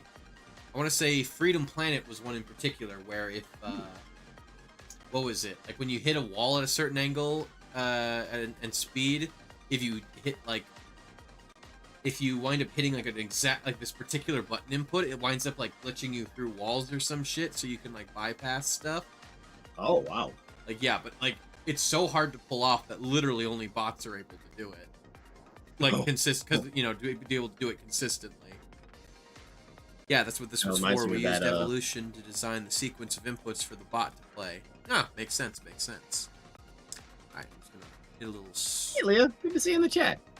Hey, Leia. What it do?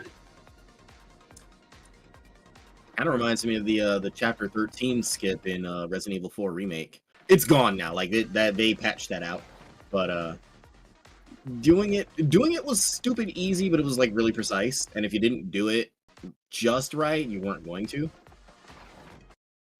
It's how do I say it?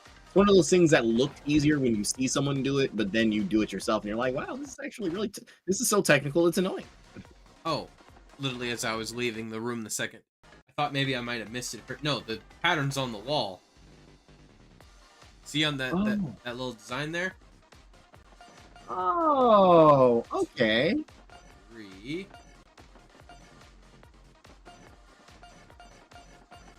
Oh. Uh-oh.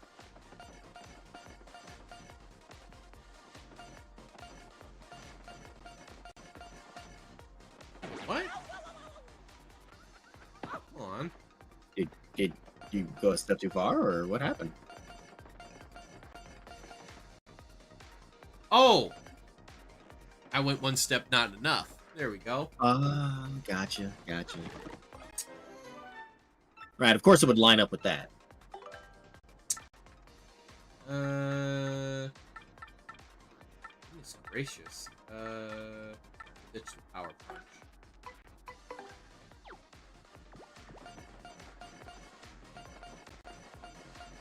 There we go. But yeah, great to see you, Leia. So before I make an ass of myself, what's the hint policy around here? None unless you explicitly ask for them? Yeah. Actually, well, it's funny that you should show up now of all times.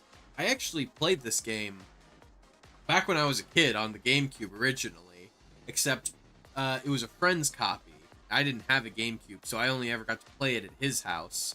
And unfortunately, he sold the game before I got the chance to finish it. The furthest I'd ever actually made it in this game was to the train sequence. So, yeah, no, at this point onward, yeah, no, ever since after we got off the train, I have no clue what the heck's going on now. So, I knew what I was doing for most of the campaign. But yeah. We're off the rails now. Oh, yeah. But yeah, no, I mean, there was only one part where I literally asked for a hint, and that was when we were trying to find General White. Oh, man, that was... Thank you very much for the follow, Leia. Always great to see ya. But yeah, I mean, I will just say, like, yeah, if there's something that might be, like, particularly obtuse, you know, like, a bit like that, I mean, it's not so bad. Like, yeah, okay, there's the logic there. You know, you go talk to the mayor in Petalburg, but I would not have, I'll admit, like, 2024 Mr. K would not have thought of that. If this was me from, like, I don't know, maybe 10, 15 years ago, there's a decent chance I'd have thought to do that, but I will admit, especially with modern game design, I mean, I'm still decently sharp, mind you. I've got a very good game sense. However, I will admit I'm maybe not quite as sharp as I used to be, what with all these modern games and how much they really like to hold your hand, you know. True. Sounds good, I'll stay mum unless you explicitly ask for info, whatever maximizes your enjoyment. Exactly. Hey, we're glad to have you all the time. Yeah, no, you seem... You go by... What do you go by? Trebuchet, double M, or some other variation? You go by Trey for short, maybe? I mean, what's your preferred, I don't know, just... What do you like to be called?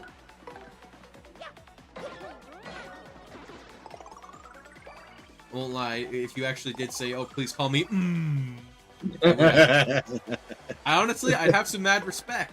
That'd be fantastic.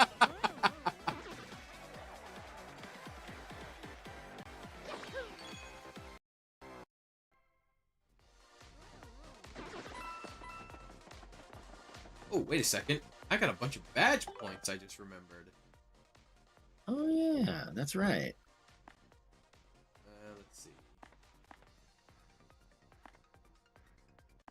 Let me real quick sort it by badge points again. I'll take any pronunciation. MM, Trey, Trebuchet, if you're feeling fancy, or even Trebucket is acceptable. Or, yeah, Trebucket. Miss Jackson, if you're nasty. Is just peachy. The only forbidden pronunciation is Bucci. That you shall not call. You know what? Fair. Fair. Fair. I can't imagine anyone would go for that, but now that you say it, I actually can. Oh, apparently their shrimp is burning. You know what? Fair enough. No, uh-oh. Please, go. Take care of your food. Don't let us spoil your dinner. Here we go. We now have enough badge points for the quick change, Lace. We are officially cool on the internet. You know what that means, Lace? That means I can swap out. I now have the ability to swap out my battle partner without losing a turn. Really? Yeah, it says allow your Nice. partner to act even after using swap partner. That's why it's the quick change. Nice. I didn't even know that was an option. That's cool. Yeah, we got it. I want to say like a session. We got it like maybe 1 or 2 sessions ago. Nice. I'm surprised we weren't using it by now, but I also didn't remember when we got it. Well, we weren't using it because it required 7 badge points, and we were really Oh. invested in boosting our attack power and defense. That's right. That's right. I also got these. We also got these badges that made us use less flower points, so we could use more of our special moves. It's just, you know, we had a lot of things going on, and we just didn't have quite enough badge points. So much time, so little badge points.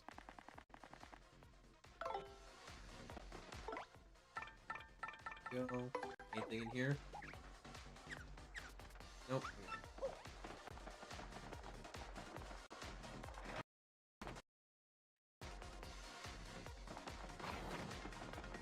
No, that reminds me of that famous Twilight Zone episode where the guy always used to love to read, and then he Oh yeah, isn't that like the first episode? Time Enough at Last. I don't think it was it the first one. No, the first one was Where Is Everybody? Where the guy Yeah. just winds up. Yeah. No, it was like one of the first 5 though, if I'm not mistaken. Yeah, it was one of the more famous early ones. He survives an apocalypse. Survives an apocalypse because he hid himself away to like read books, and he comes out and he's like, "Oh, great! Now I've got all the time in the world." And he trips and Breaks his his glasses glass. fall off and break. The teleporter goes here. Where are we anyway?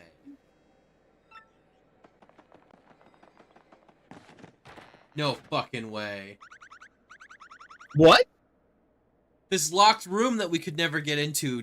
We're in the underside town of Rogueport. Oh, well, that makes a nice shortcut, but wow. Okay, so that's how they were. Yeah, just like she said, that's how they were I was- coming and going. Well then, I guess we now have a way to get back to the moon.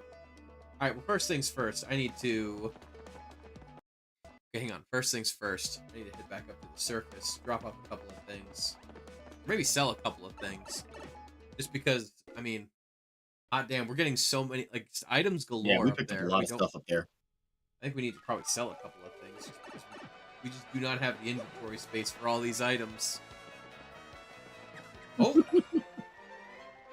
I didn't even know that was there. You know what? I'll take it. You know, that reminds me of, no, despite the name, it doesn't sound as bad as it does. I saw this anime a while back called Bikini Warriors. It was largely just short episodes of RPG tropes. I mean, of course, the cast was like it was all female. Like the main like adventure party was all female. You had like your knight, your fighter, your mage, and I forgot what the other one was. But one of my favorite episodes, the one that absolutely made me a fan of it, was they were about to go into a new dungeon, and the mage wanted this ice staff, and it was a little too expensive. So they were like, all right, well maybe we can sell some stuff. And you know, they start going through their inventory and trying to pick out things that they're willing to part with, but that wasn't enough. So then they went back through and they start really like, you know, cherry picking out things that they wouldn't have parted with at first, but you know, are willing to sacrifice. And at one point, one of them is just like, well, we've been carrying all these elixirs for so long and we haven't used them. Let's go ahead and sell those. So they sell all the stuff. And Mage gets her ice staff. Ah, And yeah, then- you told me about this one. I remember. Oh yeah, they're going through the dungeon, and they make it to the boss's room barely. Like they're outside of the boss's door, and they're just on their last legs, and they're like, "If only we had an elixir now." And then they see a chest in the corner. They're like, "Oh, we're saved! We're saved!" They run over, and in the chest is an ice staff. Oh yeah. There was another one that I remember was, if, even with my limited experience with Legend of Zelda, even I caught that it was a Zelda reference. They were welcomed into the kingdom and told, oh, take, our our bounty is yours. Please help yourselves to whatever you need. Because we're grateful for your help. And the girls started taking advantage of that and just going into people's houses and just smashing things and taking what they wanted. And that's like, I feel like this is a Zelda reference. Oh, Trey is back. They're saying, meant to get shrimp out of the oven, got a double martini instead. It seems appropriate to today. I did at least remember to turn the oven off. Yeah, no, Fair, I mean, fair. fair. Honestly, very fair. We gave a whole little spiel towards the beginning here about all of that. Yep. The pinned comment goes further into it if and you want to look into that further. Lace gives a very good speech about that. All right. Sometimes I do things that don't involve super panties. All right. There we go. Cleared out a little bit of space. Oh, also, we found the teleporter back from the moon. Yeah, It's kind of cool that they had that, but at the same time, it's like, it would have been nice to know that sooner. But then again, we wouldn't have had the awesome experience of getting shot out of Big Bob. Yeah, no, that was worth it. Yeah. Listen, everybody at least once in their life has to get fired out of a massive cannon to the moon. I'm just saying. It's a once-in-a-lifetime experience. It's like going bungee jumping, except up instead of down. At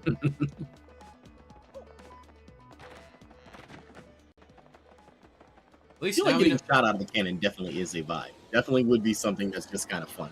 Well, hey, at least we can go back to the moon anytime we want. Probably even, I would assume even, I mean, unless the moon base just blows up entirely, I would assume that we'd be able to come back even after this chapter. Could be one of those things where it gets destroyed, but this room remains intact enough to maybe.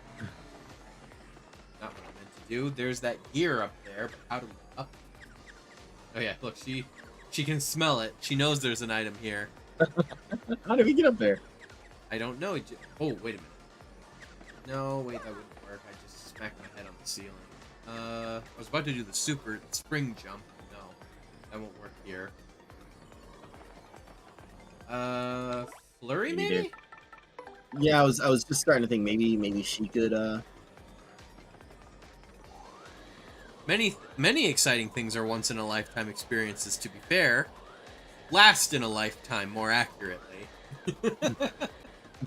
True. A last in your lifetime experience. Send me to the moon.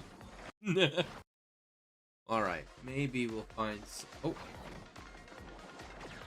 Not No, quite. that reminds me. I think it was, if it wasn't earlier this year, it was late last year when Nichelle Nichols passed away. She was Lieutenant Uhura in the original Star Trek. When she passed away, they actually sent her ashes to space. Oh, damn. Nice. Yeah, that's kind of cool. Or, actually the same thing happened. The man who discovered Pluto, when he passed away, he wanted to have his ashes, buried on Pluto. Granted, he was never going to live long enough to well, obviously he was dead when it happened, but however long it took to get to Pluto, he was long gone before his ashes were actually made it to Pluto. Well, yeah. Yeah, there's just that long a trip. For some reason, I'm remembering the number 40, but I think about 40 years after he was gone, we finally reached it. I may have that wrong, but it took a while. That's good. There we go.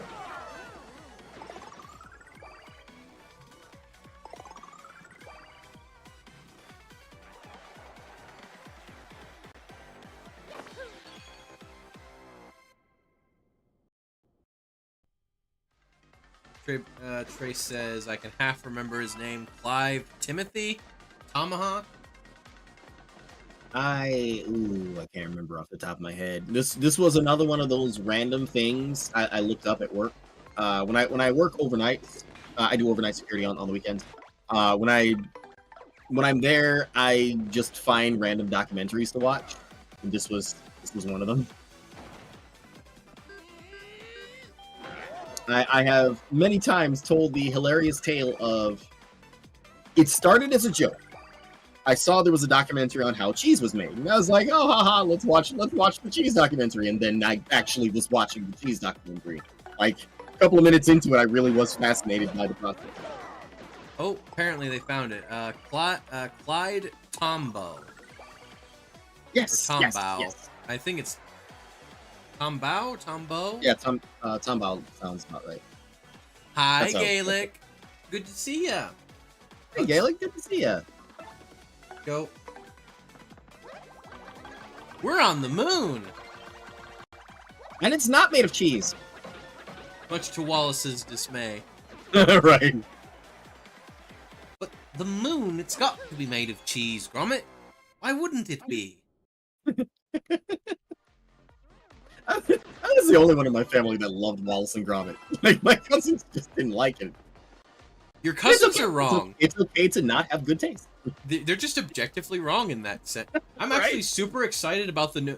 No joke. The company that makes like the clay that they do for like Wallace and Gromit is going. It went out of business, so they're not going to be able to make any more actual like claymation Wallace and Gromits anymore because there's no more clay. They literally used all the Gromit clay to make this new one that's coming out later. That's okay. In England, it's coming out on Christmas. I believe the rest of the world it comes out on Netflix on New Year's Day. I think it's supposed to be. But it's a shame that they ran out. But well, I mean, I'll definitely watch it. Well, again, it's because the company that makes the clay that they use for the claymation, they just don't exist anymore. Yeah, I can imagine there's not as much like demand for it anymore. But still, count me in for it. I'll watch. No, look, I loved Were-Rabbit as a kid. Absolutely, just wonderful. Yes, it is a very good series. Heck, even the original, like, animated shorts from back in the day. You know what's neat about this one is, and I'm not spoiling anything because this is literally in the trailer. It's called Wallace and Gromit: A Revenge Most Foul. The penguin is back. Oh no! Yeah, he's fucking back. I gotta see this. It is, I know. Oh, Wallace and Gromit is just so great. Oh, you know another one I really liked that I think only me and my sister liked it. Paddington Bear. I haven't seen either of them yet. I've been meaning to. From what I understand, those I were just supposed to love be Paddington great. Bear. I've heard nothing but fantastic things. Oh yeah, it's great. Definitely one of those like happy childhood memories I fall back on whenever I need to. Oh, we got another hydrate. Yep. Let us do the thing. Let us consume liquids. No, but I've heard Paddington 2 especially is just so wholesome. Like in in a posture check. Make sure you're sitting up. Yep. Ooh, remind me. I sent it to Leah a while back. I'm pretty sure I did. Remind me to send you the dot and the line. Oh, it's an old cartoon, but it's so good. The actual from the like rhyme structure of it to the moral of the story. Oh, it's fantastic. Ooh, on the subject of old cartoons, are you familiar with the Dover Boys? The what? The Dover Boys. It sounds familiar. It's this really old that's what I thought. It's a really old, like, I don't think it's not Looney Tunes, but I think it's like the same. I think it's a Chuck Jones animation. Oh, from like back in like the 50s or 60s. It's about these three college boys, Tom, Dick, and Larry, and how the evil dastardly Dan Backslide winds up stealing their collective girlfriend. And they have to go rescue. Yes, I haven't seen that. Oh wow, I didn't think anybody else remembered that besides me. Oh. Oh my god, that's great. Wait, do they all? Yes! Yeah! Oh, yo, check it! Oh, that's hilarious. We got Tiny Vivian, I love this. little Bobbery. And even matches the color, too. Oh, that's so cute. Oh my god, she looks like a regular Koopa! But with the hat and ponytail! Oh, this is precious. And does that mean... Oh, well played, Nintendo. Well played. Oh, okay, Of course, I'm a he looks little... like a normal Koopa. well, no, I mean, he's With standing the hoodie up, still. but... Okay, if they actually had it look like an actual Koopa sprite from back in there, you can That play... would be good. Can you play the rest of the game like that? Probably not. I don't have access to my hammer, I don't have access to any of my abilities. This is probably just a little Easter egg. Look at Flurry! They've even got the little dudes for the boots!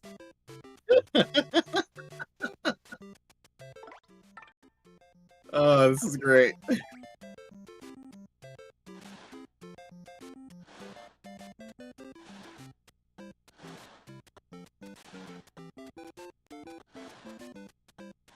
That is hilarious. Anything in these lockers?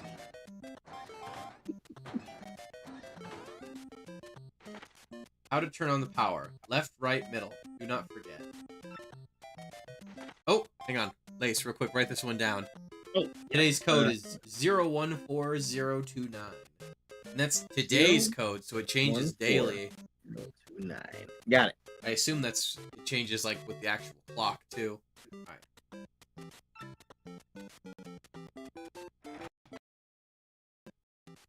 Ah, yeah, there we go.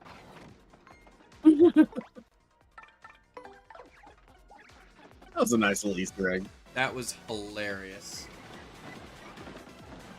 Oh, here we go. You know what? I'm feeling feisty. Let's hit him with an art attack.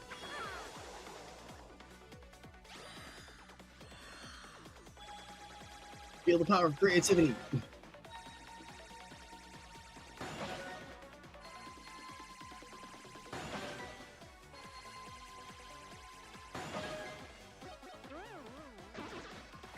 This is what happens when you pay an artist an exposure for too long.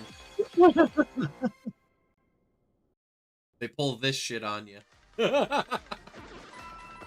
Frankly, I think that would be justified.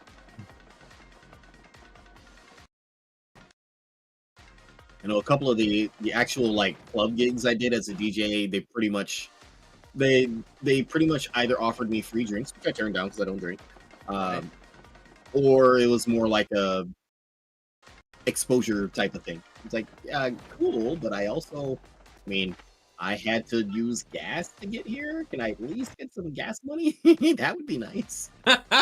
Johannes Brahms used art attack. It's super effective.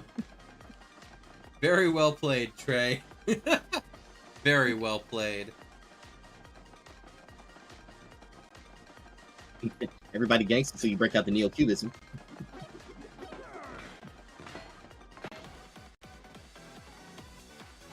Oh shit, that guy's got lightning. Speaking of cubism, random nerd point. I apparently shared a birthday with Pablo Picasso. Oh, nice. I actually also have the same birthday as Adam West. Really? Yeah, September 19th. Dude, that's awesome. I mean, there's only 366 days to be born in any given year. That's also Sure. counting leap day, mind you. Of course. Okay. All right, hang on. So, haha.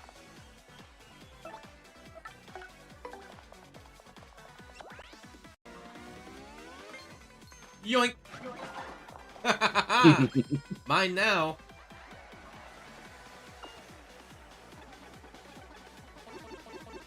No, not damn it.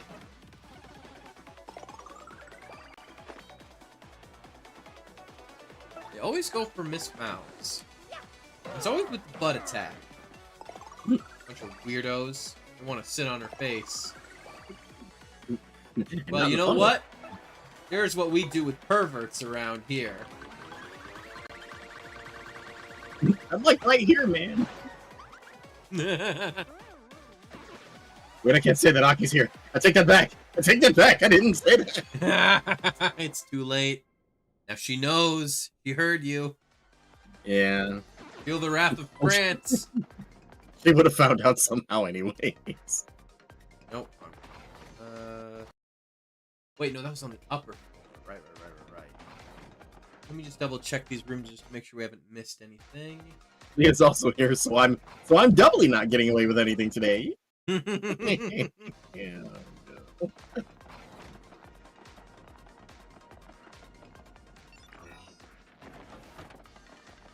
Not that I do things that I try to get away with on a regular basis. I'm just saying.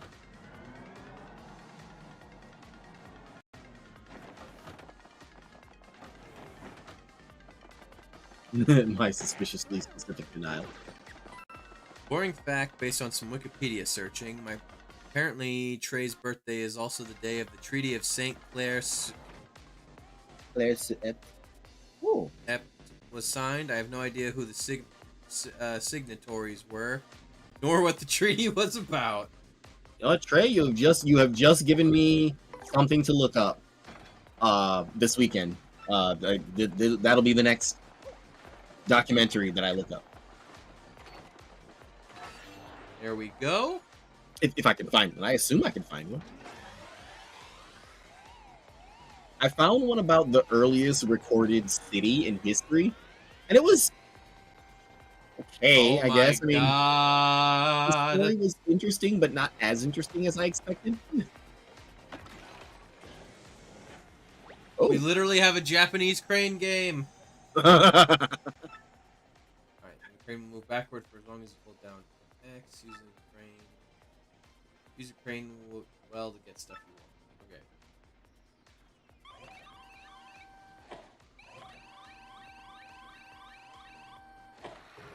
Okay. That should get it right. Yes. Hell yeah. Yes. Oh, really? Just like an Of course actual. they do that. Just like a real crane machine. What was the earliest city? Was it Sumerian or pre-writing? I want to say the Sumerians were one of the first societies. I want to say it might have been, but this one also might have been like before that. Let me. You know what? Hang It was on. either the Sumerians or the Mesopotamians. I do know that the oldest known recorded story in history is the Epic of Gilgamesh, and he was Mesopotamian. That I do know. Now, let me look it up again. And I know that because I like to listen to They Might Be Giants, and they've got a whole song about Mesopotamians. Found it. Uruk was the name of the city. Ah, History's earliest city. Can be dated back to 4,500 years ago. You know, that was like yesterday, so. Whatever. there's a lot of ruins in Mesopotamia. God damn, I might need to watch my back here. Trey's got the pun. Trey's pun game is a bit more on point than mine. No, this is good. This is good. We appreciate a good pun around here.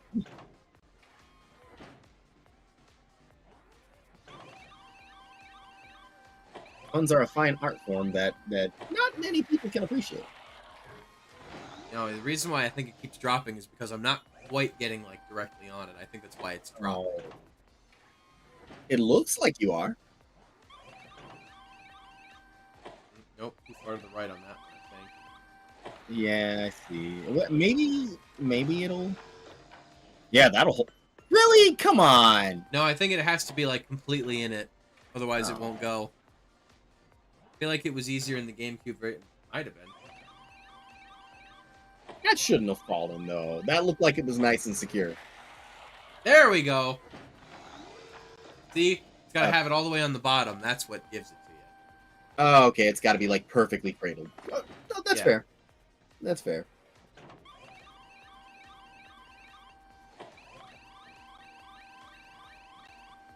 Nope, not quite. A little bit. Oh no, first try. Let's fucking go. Nice.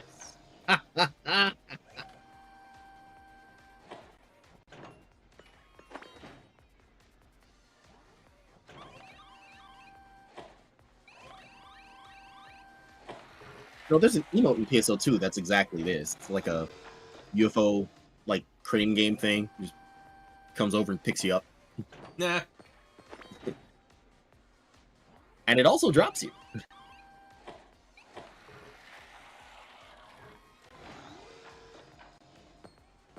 I like how every time he drops it, Mario just does the whole like whoop face. Like, Maybe I misheard. well. Did you say there was a "They Might Be Giants" song about Mesopotamia? Because I was remembering the Talking Heads one. I'm pretty sure there's a. I think I literally just sang it. I thought that was a "They Might Be Giants" song. Oh, I see. Okay, I actually need to nudge it a little bit forward on this row. Yeah, almost dead certain. I don't know if it's new. I don't know how old the song is. I just remember it popped up on my freaking YouTube music playlist randomly. New to me, you know what? Fair enough. I'll concede you that point. And what was it? Actually, something I only learned just recently this year. So the Coraline, like, 15-year anniversary came out. And I went to go see it in theaters with some friends because, fuck yeah, I went and saw Coraline originally when I was a kid. Actually, my cousin took me and my sister to go see it. Yeah. And, yeah, I would have been, like, around 14, 15 at the time, and so I remember enjoying it. Something I didn't know, the other Father's song is actually performed by frickin' They Might Be Giants. The making up a song about Coraline. Like, that's actually... I didn't even realize it until it was told to me after the fact.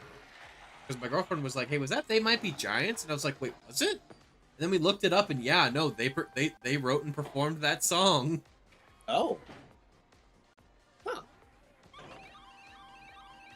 A little bit. Oh, no, never mind. That was close enough, apparently. Yeah. Do I need to get these coins? No. Do I want to? Yes. Yes. Because why not? Oh, first Free try? prizes, right? Yeah, first try. All of this effort for a few points. I mean, I'm definitely glad we got the badges and the star piece. Yeah.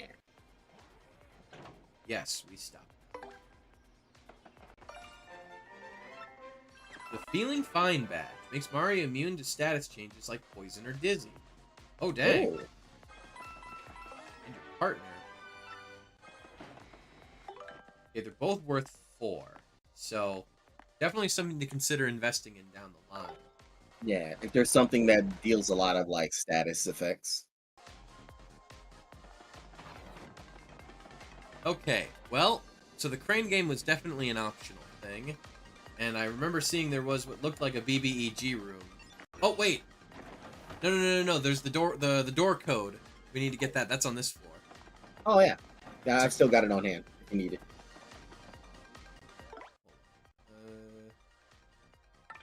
You know what? Let's bring out Vivian. I haven't fought with her in a hot second.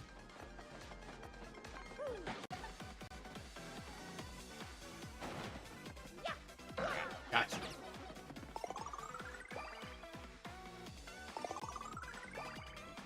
Alright, now I could just jump on all of them and end this fight, but... let's hit him with fire, because I'm feeling like it. X, Y. Oh, not quite enough. But it was enough to kill all of them. Man, get you a girl that can just snap her fingers and incinerate almost half a dozen foes. I second Alright. this. Alright, so I second this wholeheartedly. alright, so the code I remember was like 01 something or another. 014 01 029. or 014029. That's right. Will not confirm nor deny having such an ability. Oh dang. There we go. Let's just get Goombella out just in case we run into something new. Yo, is that a robot swamp? Are we about to have another? Are we about to have a robot trivia game show? I'm here for it. Hang on a second. I need to pause the ad break for this. This is definitely worth pausing the ad break. Who are you, huh? You came here to get the elevator key so you can access the computer room? Yeah, I thought so. Well then, you're gonna have to beat me to get it. And if you lose, your life is mine, you hear me? Mine! So what do you say? Let's challenge this jump.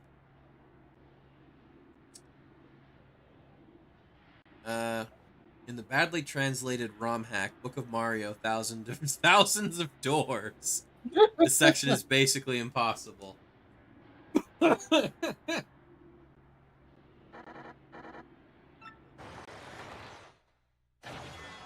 Yep, it's another fucking trivia show. I knew it. Of course I knew they'd go for the same gag twice. Why wouldn't they? Rule of threes. And here we go, folks. The main event of the 66th Trivia Quiz-Off.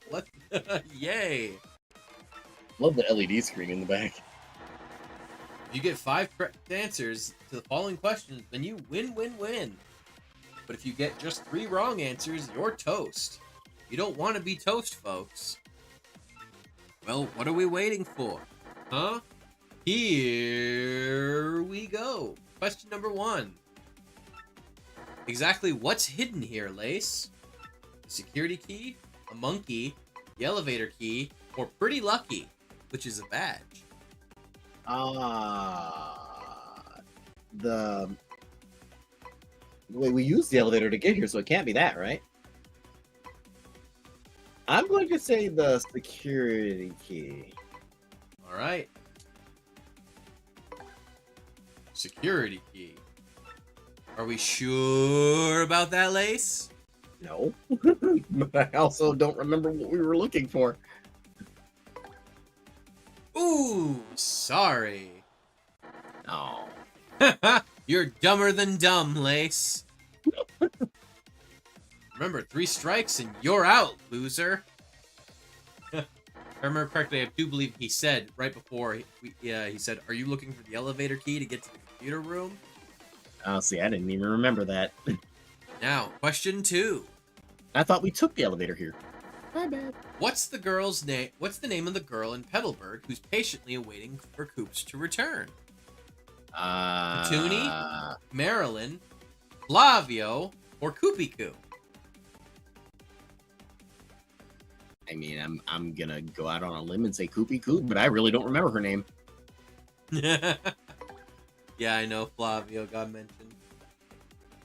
It is in fact Koopy-Koo. I mean, I knew a few of the other names definitely weren't her.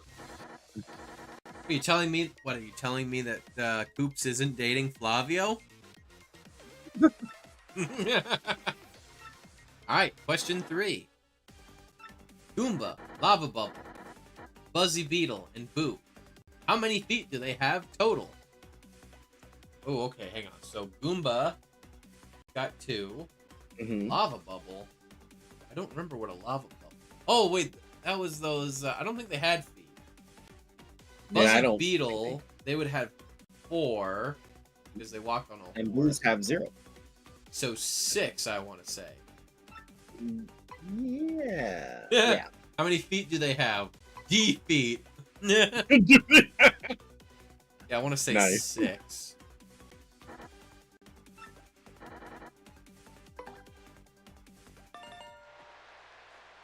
Hell yeah. Let's go. Alright. Question 4. It's elementary for non-idiots. Where was the one, the only Diamond Star? Oh, okay. So the Diamond Star, the white one. Mm-hmm. Well, do you remember? Yeah, I'm thinking partially Sanctum. It sounds like something that they would have, but I don't remember at all. That one was actually the first one we got from Hooktail. Oh, really? Yes. Oh, wow. I am positive, because that's the one that we ride on the Earth Tremor. Oh, right. Okay. The answer is contact with the abdomen.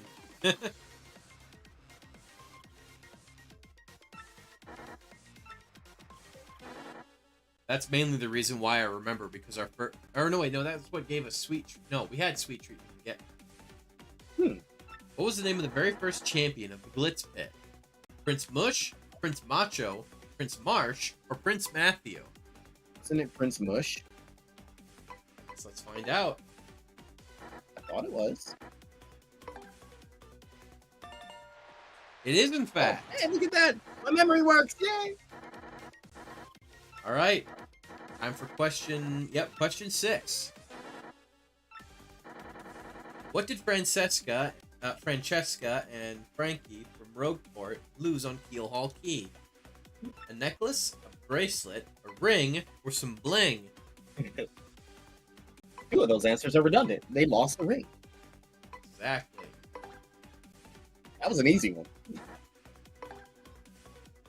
I mean, she made him apologize, or she made him say "I love you" like 100 times for it. So, yeah, Yes. even I wouldn't forget that.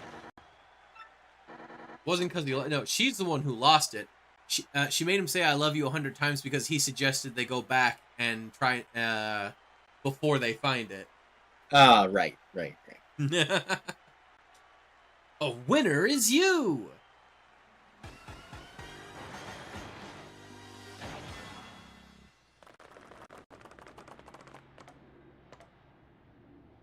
I'm so mad right now I can hardly see straight. I lose. Fine, but I really hate you. Take this, you bum.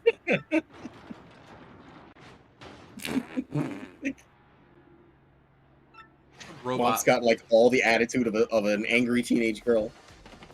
There we go. Okay, now I think. Yeah, I can't remember. I can't remember which anime it was, but you know, a girl. She was trying to do the dramatic like burst into tears and run away thing. Like she's gonna run out of the room, and then the door was locked. So she stops and she's like trying the door, and then she finally unlocks it, opens it up, looks back at who she was running away from, and continues to run away in tears. I was like, well, at least he committed to the bit. Oh, hang on 1 second. We're in an ad break. We'll give him a sec before we... All right.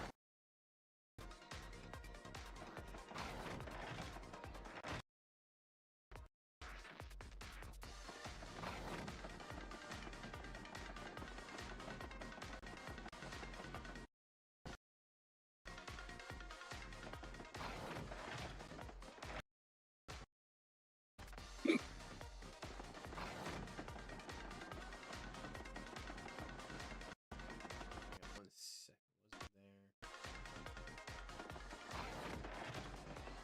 Was it there?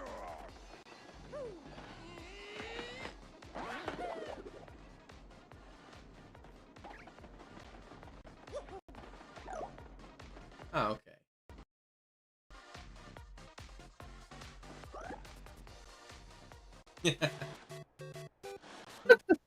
This is great. Wait, you can actually leave like that? Oh, Yeah, but it turned back. No, this was the one. This was the elevator we needed the other key for. oh. Okay. However, there was one more room over here to the right that I didn't explore because I think it's an important room. But I want to wait a second for the. Yeah, let's let the ad break pass, and then we shall continue. Okay, welcome back. The ad break should be over now, if I'm not mistaken. So, yeah, we should be all good. Y'all ought to be back. But yeah, there's just one more room to explore, and then, yeah, explore this room real quick. Oh, shit. God damn.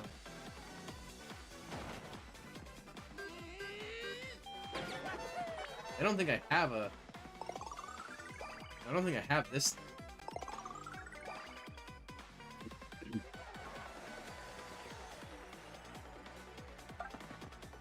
Alright.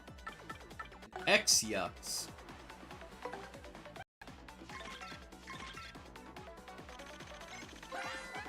That's an X-Yucks. I hear this is read as Cross-Yucks, not as X-Yucks.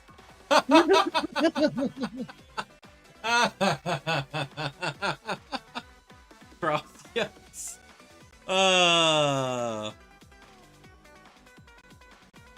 Anyway, this is a new Yucks designed to protect extra important areas.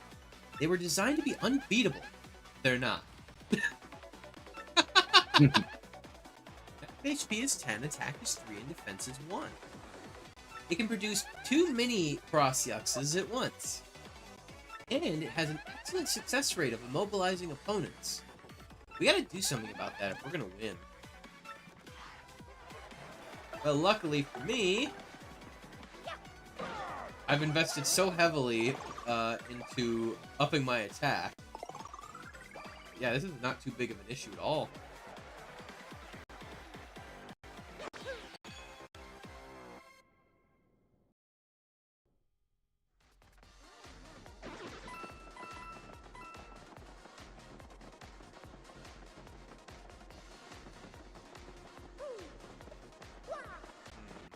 Alright. Hello? Hey, it's what's his name's office? Security key Heart. I'd be willing to wager that's where we find Peach. I would think so. Unless it's like card suits, which I hope not. Wonder if there was going to be a hidden thing. Nope. Okay. Mouse Really? says it- Nothing hidden in here? Yeah. Wow. Yeah, this felt like this would have been a prime place for. Yeah, I mean, I'm kinda honestly, surprised. I'm a bit surprised at the lack of, like those floor panel things that I couldn't figure out for Yeah, the I would longest have time. expected something. Yeah, there's been a distinct lack of those on this moon base. Frankly, Xnauts just don't know how to have fun. They're just really bad at hiding things, apparently. Except that one teleporter underneath Roadport. I'll give him credit for that. Oh, here we go. Sub-levels 3 and 4 now. Alright, let's start at 3.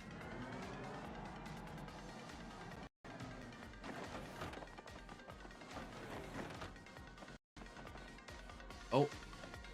Oh, I just realized. So the smell of burning protein reminded me that there were still shrimp in the oven. They were ruined, so I have to put new shrimp in the oven, and this time I set a timer. Which, you know what? There. However, I'm starting to hear, it sounds like the audio is starting to cut a little bit because I just realized it's over. It's a little over 2 hours now. Oh. So just to fill in those that are new here, the capture card that I'm using to get this with is very old, but it still functions. The only problem with it is it's old. The software hasn't been updated in probably 10 years at least, if not more. But what happens is just every so often the audio will start distorting. After about 2 hours, the audio gets a little bit weird. Like, the audio normally cuts a bit oddly when I move between zones, but it'll start sort of just randomly kind of cutting in and out for a split second afterwards. I have to actually close it. So why don't we use this opportunity? I know we just had an ad break a moment ago, but that's when I usually try and time it to. But why don't we take a few minutes here, use the bathroom, refill our waters, and yada yada yada, and we'll be back in just a few minutes here. Sounds like a plan. Me and Lace will just have a quick little BRB break. So, yeah, just give us just a little bit, and we will be back. So, appreciate your dial, patience. folks. Don't touch that dial now. We're just getting started. God, I miss PT. That was great. All right. Catch y'all in just a little bit. BR.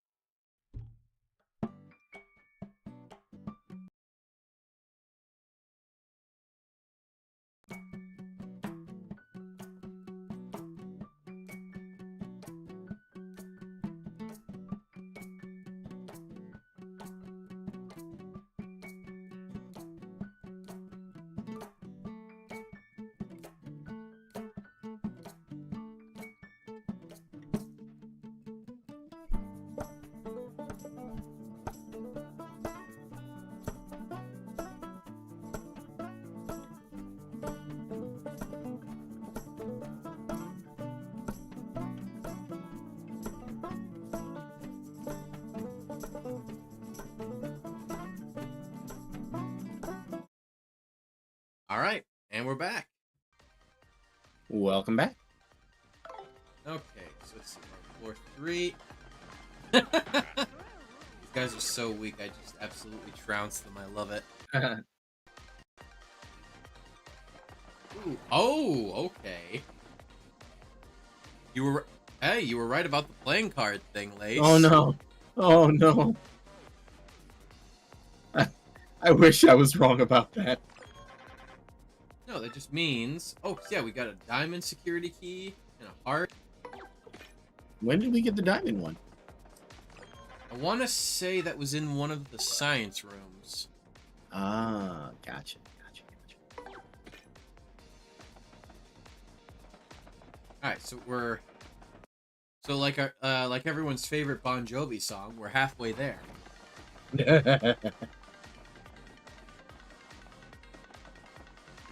Oh, whoopsie. Oh, you're familiar with this part of the game then. Ooh, hello.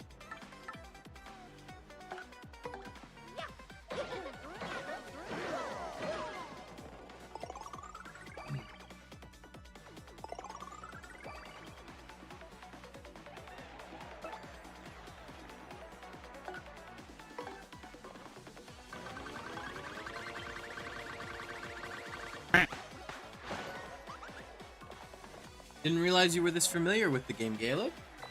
Oh. Oh. That's less bueno.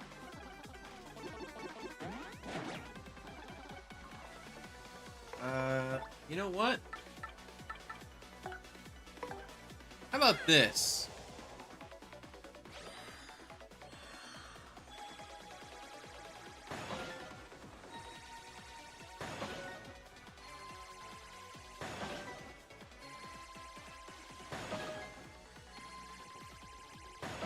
Get fucked. Nice. That's so what you get for fucking with this plumber. Mario, don't fuck around. I've played, but this section was kind of frustrating for me due to the puzzles in some rooms. Fair enough. I mean, we're really far into the game. Oh, okay. I think I see where this is going.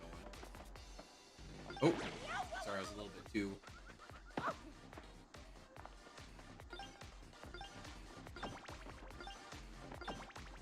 Oh, yeah, it's sequential. Uh-oh. No, that's fine.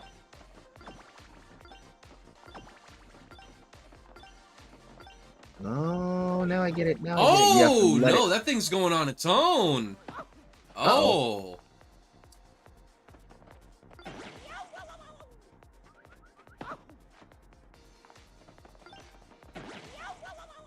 No, I see what's going on.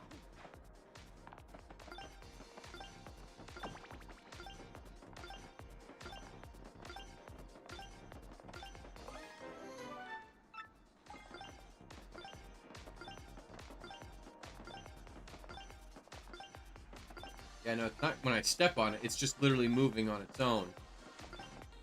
Oh.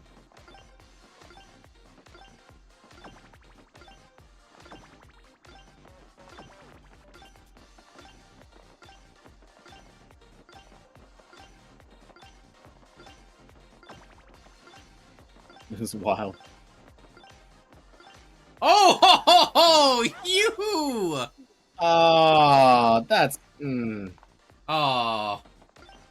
Not unexpected, but cool. Got fucking jebaited.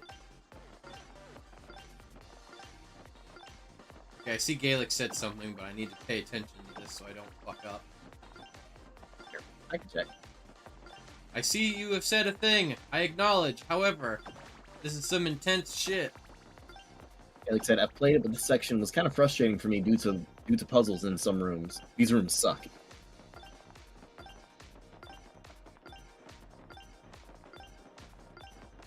Oh, right, almost fell for it twice. Gotcha. Oh, no, it was a head pat emote. That's what popped up. Thank you for the head pat. There we go. I got it.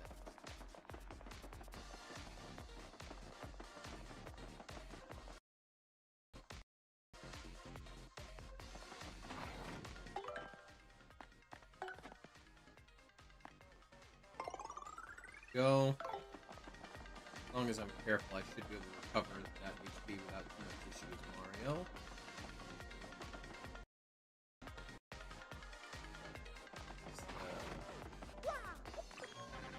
Clubs, right? Yeah. Or the spades, I mean.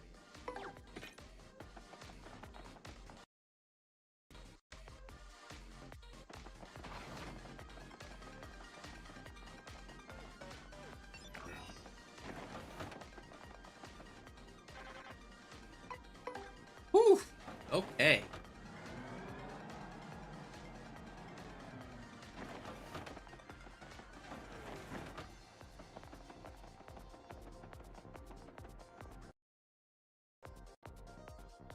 Oh! This was Peach's room. Oh yeah, she's not here now.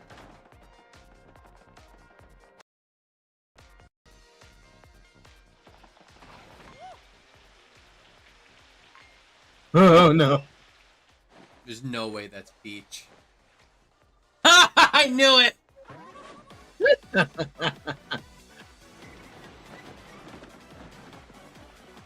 You know, honestly, I don't even really blame him.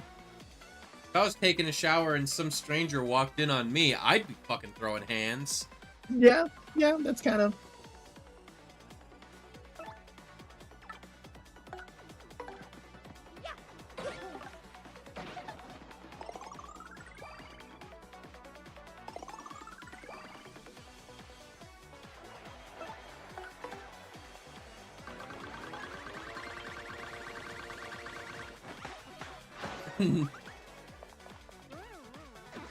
Trey is glad that they didn't include a nude X-Naut sprite.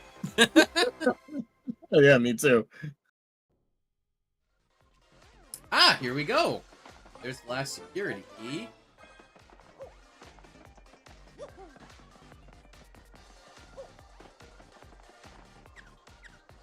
Okay, nothing secret in here. Just making sure. Oh, yep, you get those shrimp.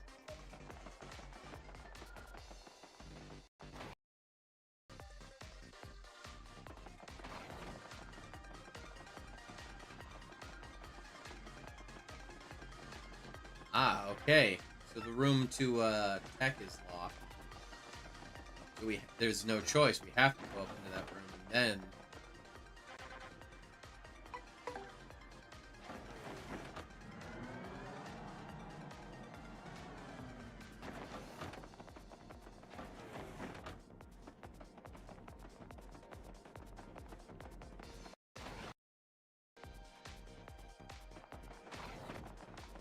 Okay.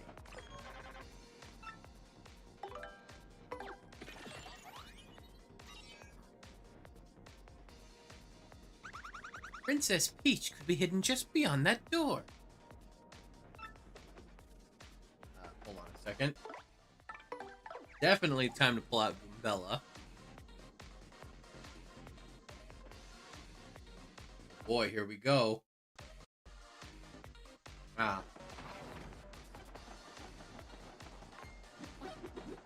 Motherfucker. Yep, nice.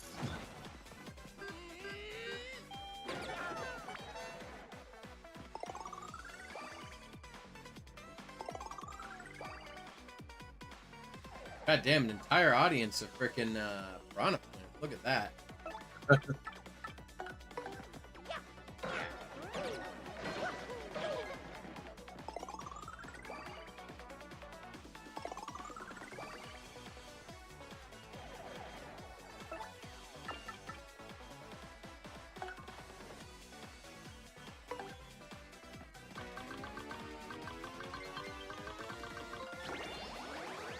Woohoo!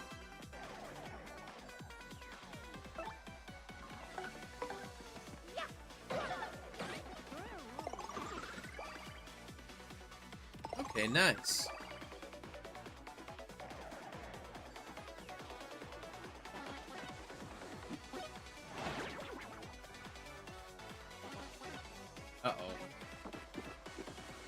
Uh-oh. He's dodging.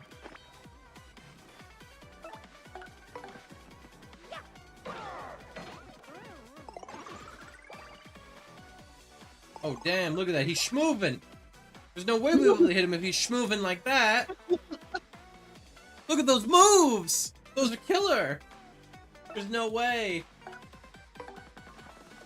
Oh, no. Sir, we can't attack him. He's vibing. Well,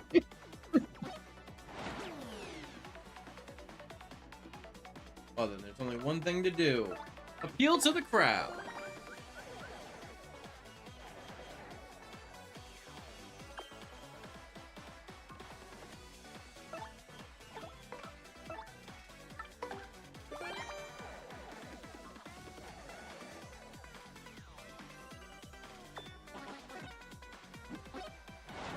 Ow.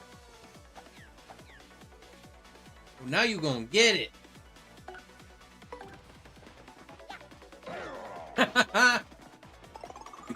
Even powered down, I still do 4 damage.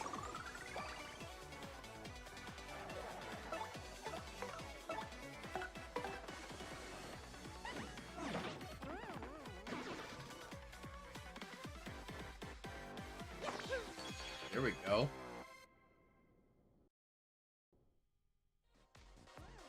You know what? I'll take that. No. Oh, wait. HP drain. It's 5 damage to a foe while replenishing your own HP by 5. Ooh, okay. Very nice.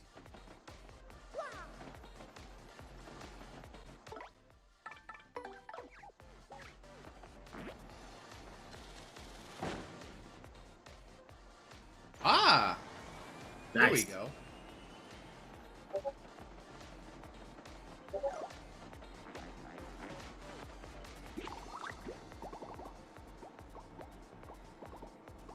No?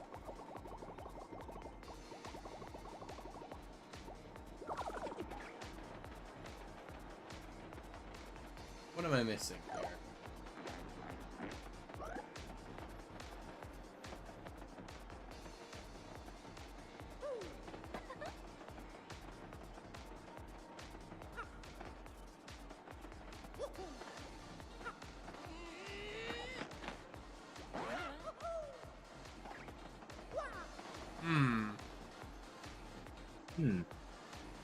Special. Hey, there's the star card. Right, which I assume that's probably what lets us into the final room. How do we get in there? Can you roll under that gate? I just tried rolling under that. Oh. It didn't work. Oh! Shrimp get very nice. Hey, real quick, ask the shrimp if any of them will be nice enough to fry you some rice. But no, I tried rolling under. I get that. No, see, I tried rolling under here. Oh wait, maybe I have to. Nope, that's in the background. It's further back.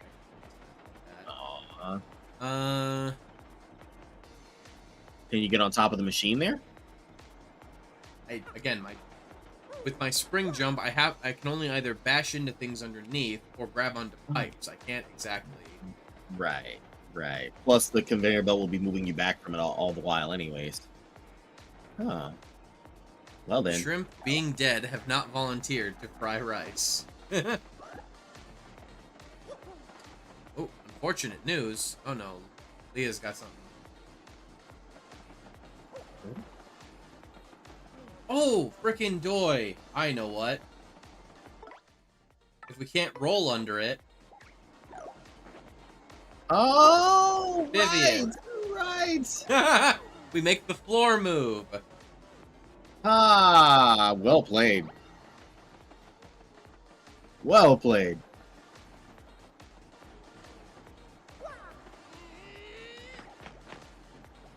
Maybe I have an idea.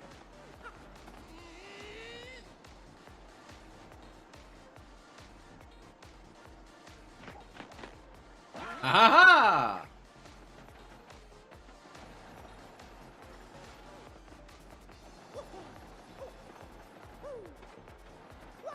What is the unfortunate news, Leah? But I think that was her reaction to Oh, them the saying that the shrimp were Got dead. it. Yeah, the shrimp not being able to fry the rice. Yeah. No, makes sense. Makes sense.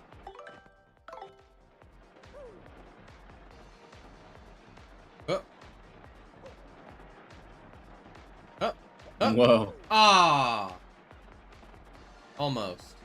Ah!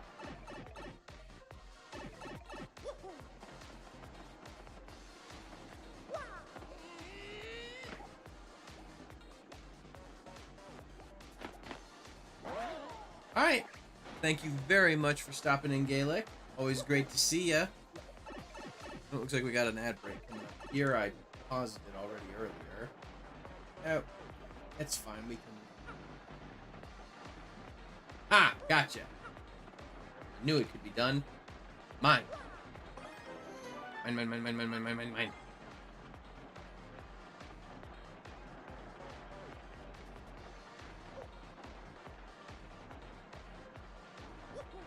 Have a good rest of your day, night, whatever time it may be for you. Yeah. If I remember correctly, I believe it's evening for Gaelic. Gaelic also lives in Central Time Zone, if I remember correctly. Well done.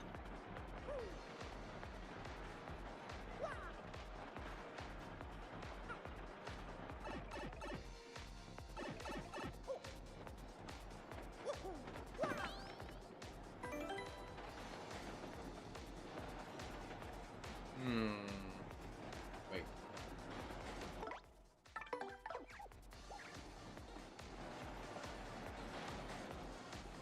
Wait, no, that won't. Ah, that will.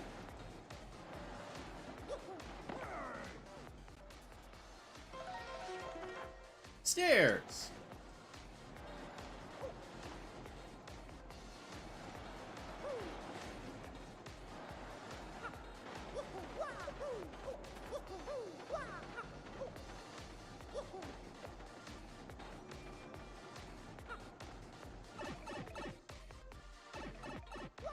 I do not have room for another ultra mushroom.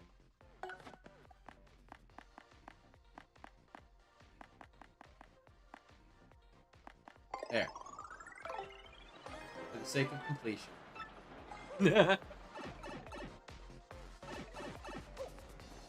Look away. This aerodynamicness is just, it's so humiliating. It is a curse that I must bear.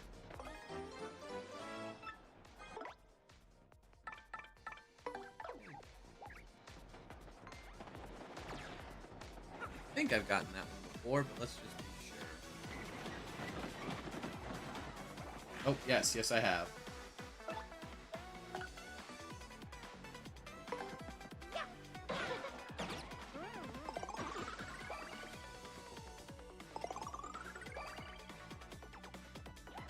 Alright, please work. Nope, fucked it up, like I always do. Ha!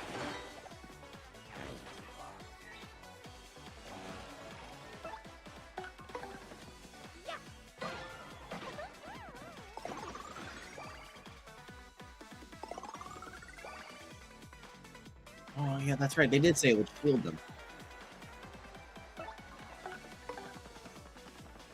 Gotcha. No, I think the little floaty thing has a separate health bar. When it makes a little, little thing that'll protect it with the shield. Yeah, it's, I think it's separate.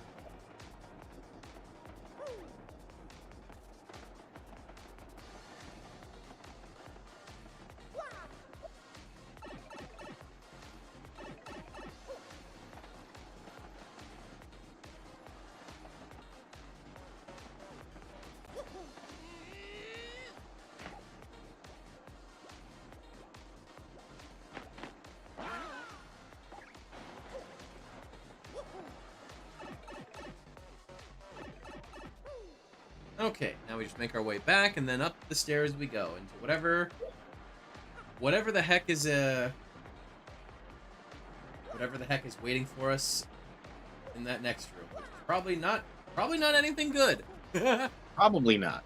Oh, yeah, it breaks. It started, so perfect timing.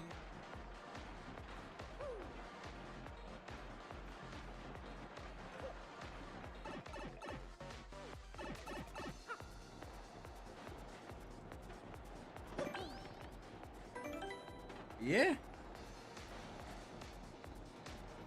Alright, another 45 seconds.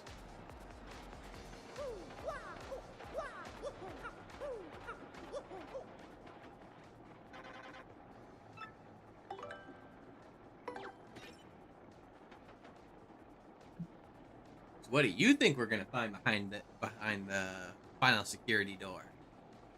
Probably.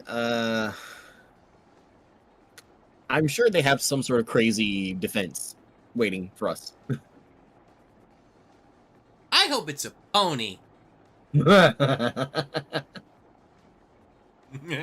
pony would be nice because ponies generally don't try to attack you. Depends Generally. though. Sometimes they can get pretty, like all animals. Sometimes they can get pretty nasty. This is true. Yeah. And imagine if we did fight a horse in this game. Wouldn't that be nuts? Wouldn't that just literally just like nothing crazy? But it's just literally just an actual horse. That would be pretty odd, but stranger things have happened in this game already. Oh yeah, this is definitely a boss room. Of course. Lord Crump. I've been waiting for you. Oh man, have I been waiting. And I... Hey! Woo! Sorry. Woo! I flubbed that one. I thought you were going Excuse first. me. I hate waiting.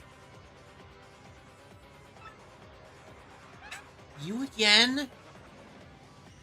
You've been waiting, huh? Well, so what? What's that supposed to mean? But I'll tell you what it means. I used the crystal star to lure you here, so that I could take all of your crystal stars. How brilliant is that, huh? And want to know the best part? Your little peachy princess isn't even here anymore. So Peach totally isn't here. Where did you See, take that's her? why I just turn around and walk out. Oh my god, if we actually... That'd be such a fucking power move. Literally Hey, just... thanks, have a nice day. She's not even here anymore. Literally just not a word. Just walks right out the door. It's probably locked, but but if it wasn't... Yeah. If it wasn't, though, just imagine that. Oh my god. Just the sheer disrespect. I'd love it. I would love it. Where did you take her, you huge weasel? Like I tell you the plan. That's a novice villain style. No, I won't be doing anything like that. Sorry, really, guys. So, ready for showtime? You guys are going to be the perfect workout for Magnus von Grapple 2.0. Oh yeah, you remember that Grapple robot 1.0. he had us fight in inside the tree? Oh, right. It's called We gotta stop Magnus that von thing. Grapple. It's just got a do.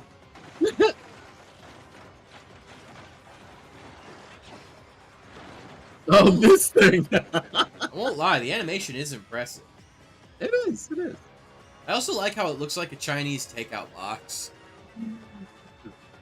I can't see that now. I hope you're up to the challenge, because this thing is raw horsepower, Katie. I was right about the horse! Figuratively speaking, I was right about the horse. He just said it, it's Technically, raw yes, horsepower. Yes, you were. I'll give you that.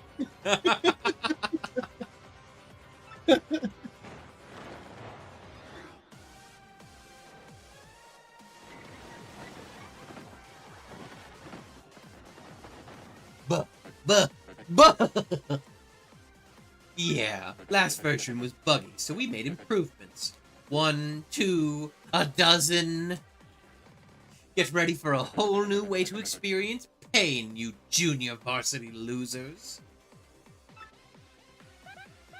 Oh, please. It's if we're not gonna totally whip you for like the 10th time. Goombella and her lack of fill. Love it. There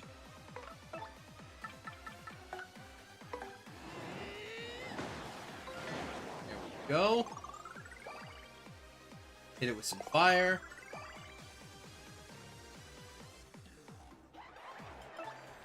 Oh, we got some toads in the audience, too. Oh.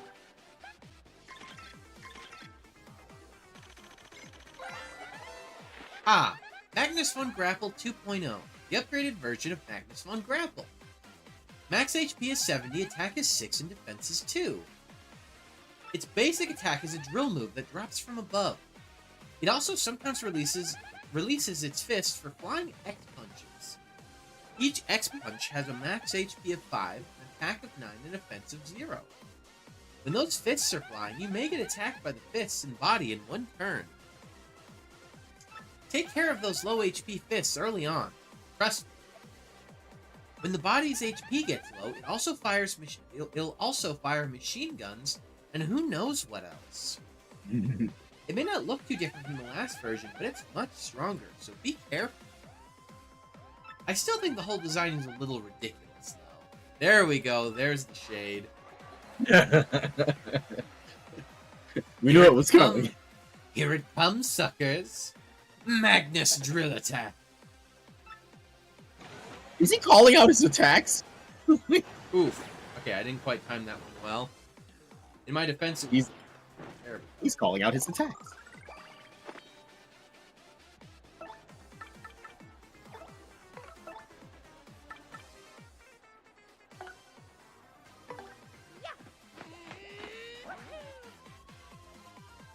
Oh, shit. What's that one a bit?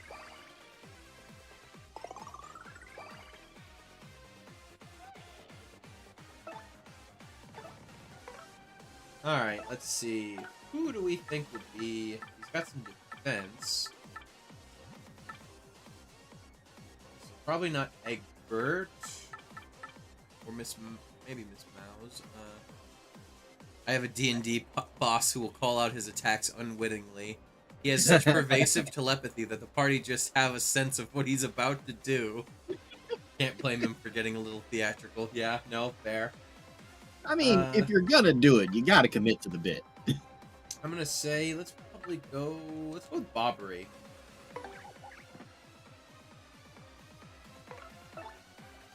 Let's see. Yep, you gotta commit to the bit.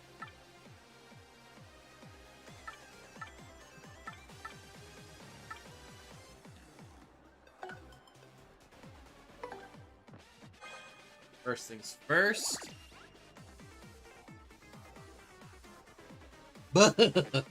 Time to unleash the sweet special features of this bad boy. Oh man, this is gonna be so good. He is just riding high on his own hype right now. God, you know what this reminds me of a little bit? From the Sly Cooper series, it reminds me a little bit of the character Dimitri Clouseau. That dude is just, like, eternally living in a freaking party in his head. You know what I think it probably is? In this case, like, he's so excited to get to use the machine. Like, he's just...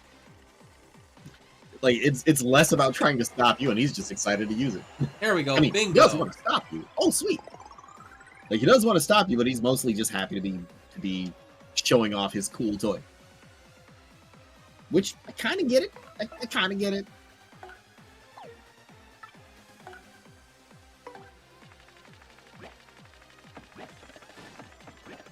Alright, let's see what that is. Ha! Can't hit me for shit. Oh! That's new! What is that? Oh! Oh, I don't like that. Yeah, that's new. That's definitely new.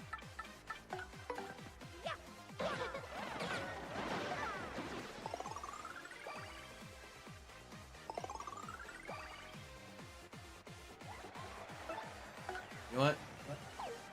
Try. You know, 'cause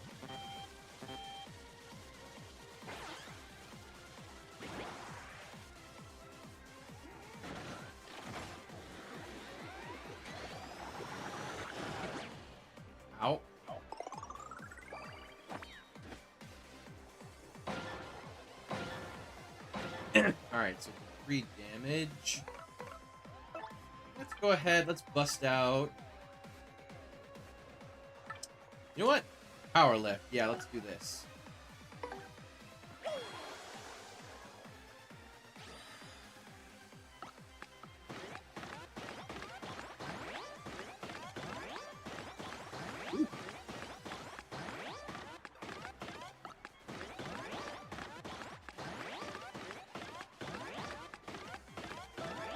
There we go. Nice.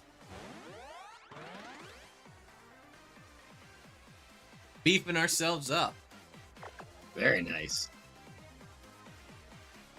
Alright, let's see how he likes this. 7 damage. Respectable.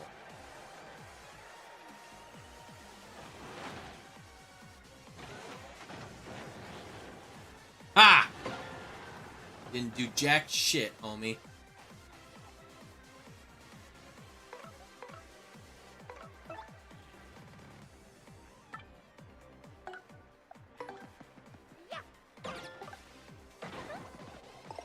There we go.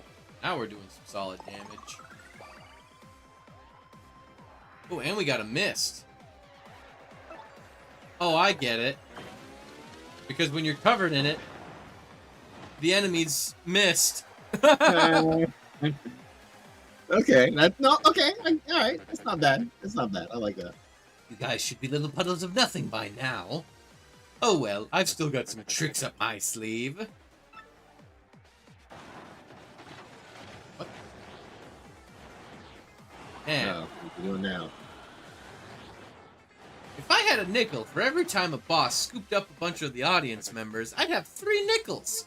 Which isn't a lot, but it's weird that it's happened thrice. Oh my God. Threes, right? Oh, he's actually... He's firing. They don't hurt Wow. us because we're so beefed up! We've got a +4 to our offense and defense. He literally can't hurt us with them. But the fact that he's shooting audience members at us is actually pretty funny. Literally firing the audience at us. That's funny. That's great.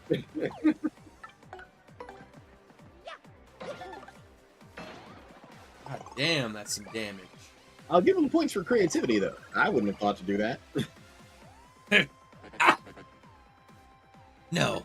Ow. What? My sweet powered-up robot is on the ropes. This is wrong. I'm definitely glad I went with the power-up. This was definitely the correct choice.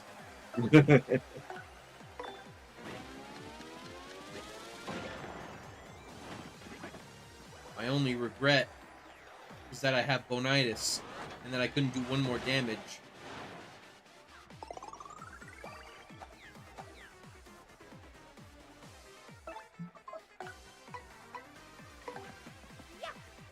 Ah! Oh my god, I love that. Slow-mo gets styled on, motherfucker.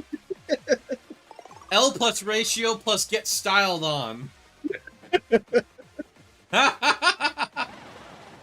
Oh, hey, we leveled up, too. And we got 100 coins. Let's go. We're rich. We got 615 coins. Nice. It's like the most we've had in game so far, right? Yes, currently. I think the most we had before was like almost 400. Yeah. Alright, we're on some badge points. Because again, worst case scenario, I can always throw a few badge points onto my HP or flower or FP if need be. Yeah. Like, badge points are just like almost objectively the best thing to invest in.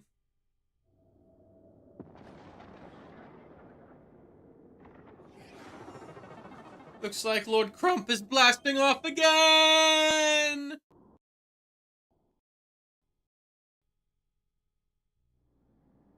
Well, odds are we won't be seeing him ever again. Probably not. Oh, that's you, bud. Mario. Oh, okay, I thought there'd be more to it. That's one. That's the 7th one. Yep, that's our Violet Star. I mean, it's purple-ish. It's got a couple of hues going on there, but Yeah.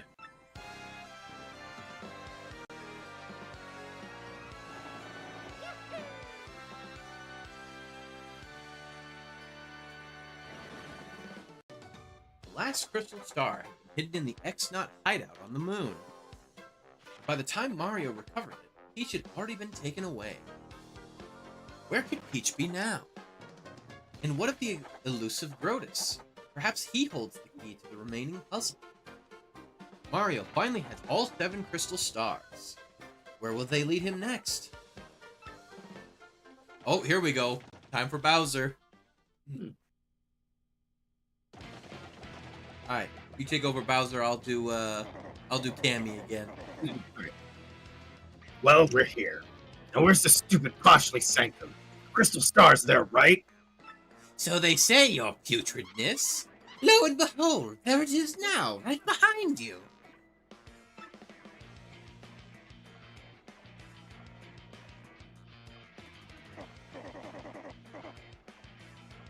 Great. About time something worked out for old Bowser. In we go.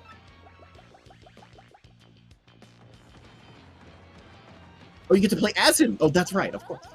I say, I'd like to mount a large animal horn in my foyer to highlight my social status. Oh my goodness gracious! You have terribly fine horns, don't you, you great thing?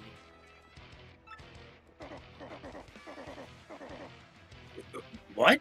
That's disgusting. Get away from me, creep. You can't have my horns. That is kind of creepy. Oh, look. My Oh own no, dress. that's Gold Bob. Oh, it's Gold Bob. Oh, my bad. Oh, look, my heart trembles. The fountain, so elegant. This is art at its finest.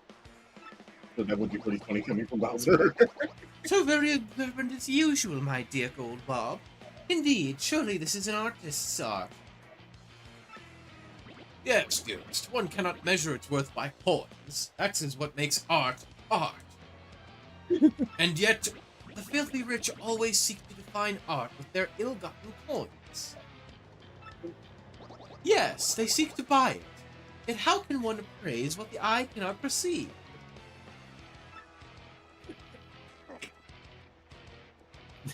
I love how self-aware that is. Bowser's Whoa. just like, whoa. I don't have a clue what you're talking about. You people scare me. Seriously. Wow, you're big, mister. What's your name? Evil King Extraordinaire. Hey! Hey, AJ. I am Bowser. Bowser, Evil King Extraordinaire. Yikes!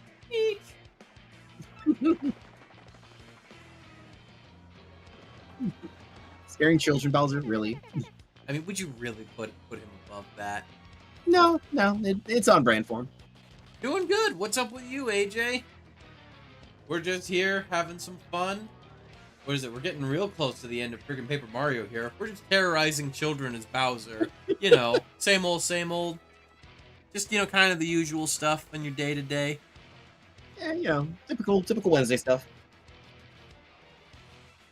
Oh, how's the, what was it? How's your mom's bakery going, by the way? Is it doing well? Been a hot minute since I went last and, saw the place. I've only been to the new location once, though. AJ's an old buddy of mine from college, actually. Oh, right on. Yeah, we shared a gender psychology class together, if I'm remembering. Yeah, it was gender psychology. Well, hell yeah. Well,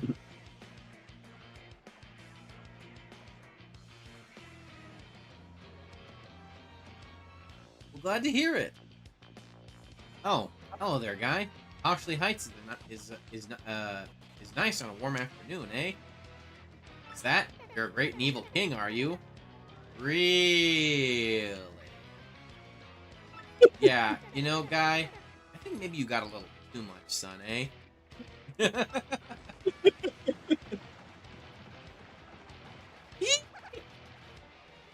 mean, you know what? Fair.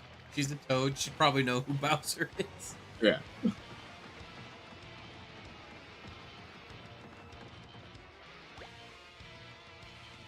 It's locked. It won't budge.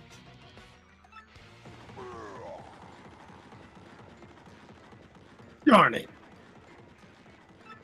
The lock broke. No. Oh, baby. Awesome. It opened. Talk about lucky. I guess rage really pays. You know, I can relate to that. And I'm not proud of that, but I can relate to it. No, I can definitely gotta agree with AJ. Gender psychology was a very fun class.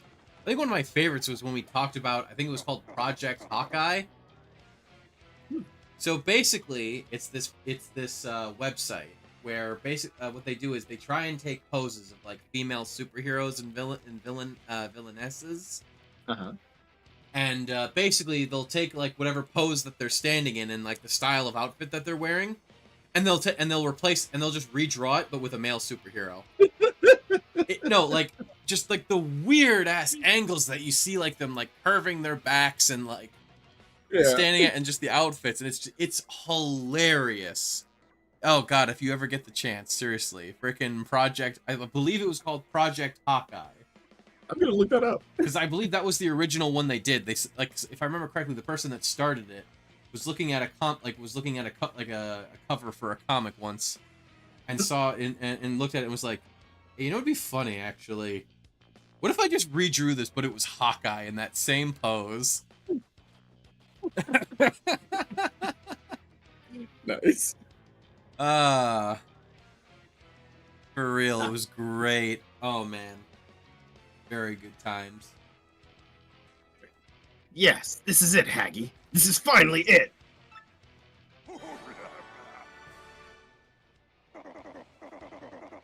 Listen to the fake. At last, I've gotten my mitts on a crystal star. Yes! Impressive work, Lord Bowser. You're the absolute best star-getting guy. Oh, yeah, here we go.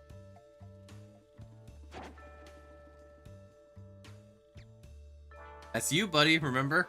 Oh, was I him? I was him, that's right. Use that.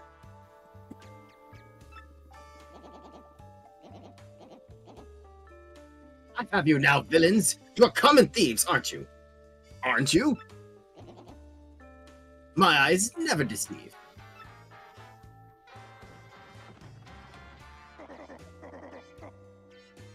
What are you implying? I'm no little thief, I'm... Bowser, the remorseless king of evil. So I'll take what I want. And I want this.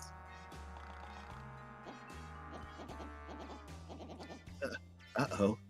Bowser, you say? Remorseless king of... What was that last bit again? Yes. Well, no matter. Yes, So I deduced... then, listen well. That crystal star is actually a veritable red herring. Yes, an imposter. Oh my god, he actually said it! What? A fake? Did you hear that? He actually said fake, like the audio. Yeah. Bang?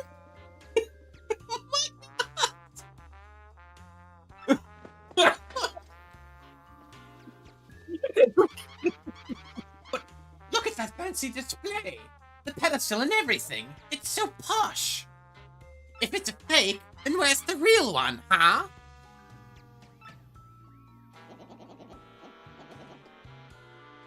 You must know, I gave the real one to Luigi. Oh my god! They're gonna go after Luigi now! Oh no! Oh, this is so great! Okay, I'm calling it right now. We beat the game, right? We saved the day, we stopped the whatever the fuck's going on. And then, right after we've done everything, Bowser shows up and he's like, and it cuts to Bowser. And he's confronting Luigi, the actual Luigi. And then he realizes that Luigi ain't got jack shit. And he's gonna be so upset he's spaghetti. You have got to be kidding me. You mean to tell me that Luigi beat me here? Ah, those Mario brothers are the most annoying brothers of all time. How bothersome. The fact that we keep being outmaneuvered is disturbing. But where in the world could Mario and his brother be heading? Where? Lord Bowser!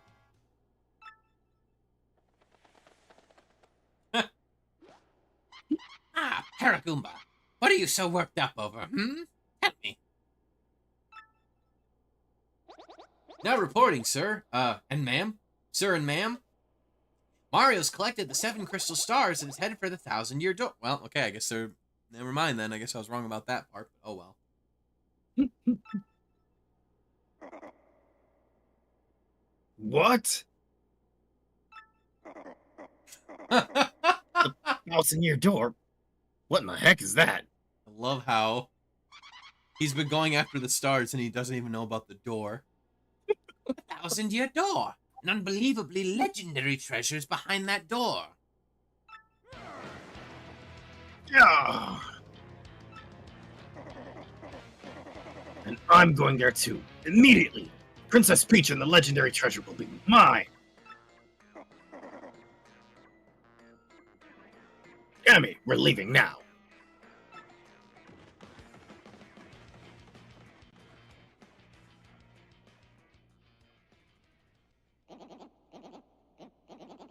Well done, Luigi. Way to not fail yet. Wherever you are, may you continue to triumph.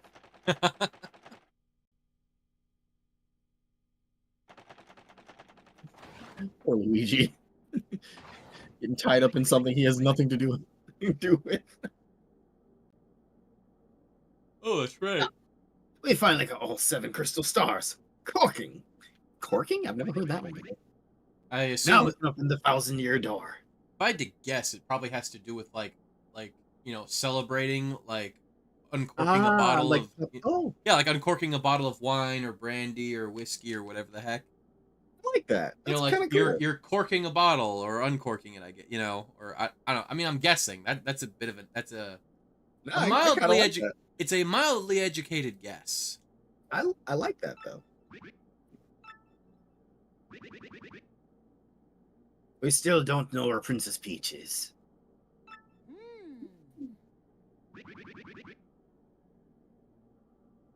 Well, let's head back to Rogueport, eh, old boy?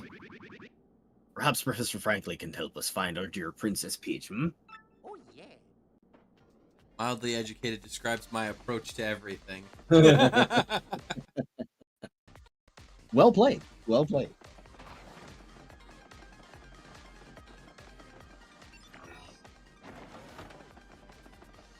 Oz, buddy, I love you, but I could love you just as much if you weren't trying to squeeze in between the computer and the power cord.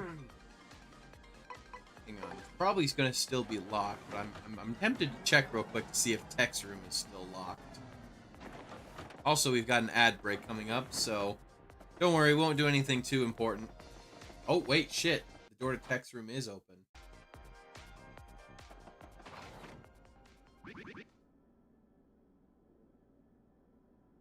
Where are we now, Oh shit! Oh, let me get the cup ready to do the thing. Wait, I can't do. I don't have a. Wait, no, I do. Hang on. Well, we're gonna have to wait a second. An ad break is about to hit us. Oh, okay, that's fine. Yeah, we got to give them a second. I didn't realize. My No, that's instincts fine. My food order is pulling up right now. That'll give me the perfect opportunity to go grab it. I will be right back. Perfect then. Yeah, any second now the ad break's gonna kick in, so just give that a moment. I'll be right back. All right, see you then.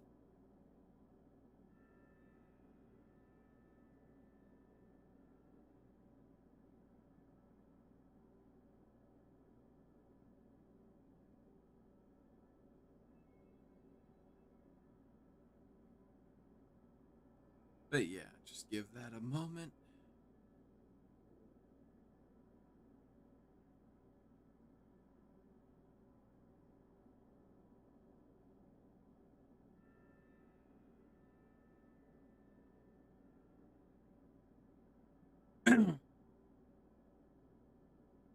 Whew. I will say this has certainly been one heck of an eventful chapter. Man, a lot of fun stuff going on.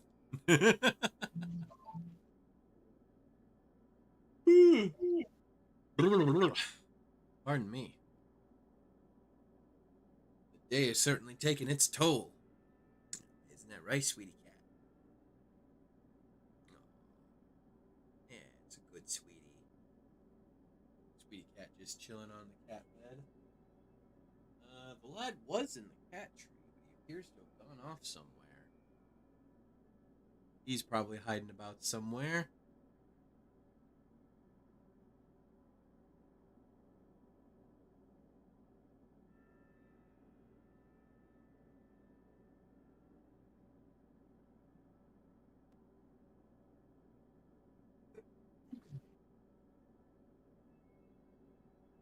Hello, welcome back. We just gotta give Lace a moment. He's still grabbing.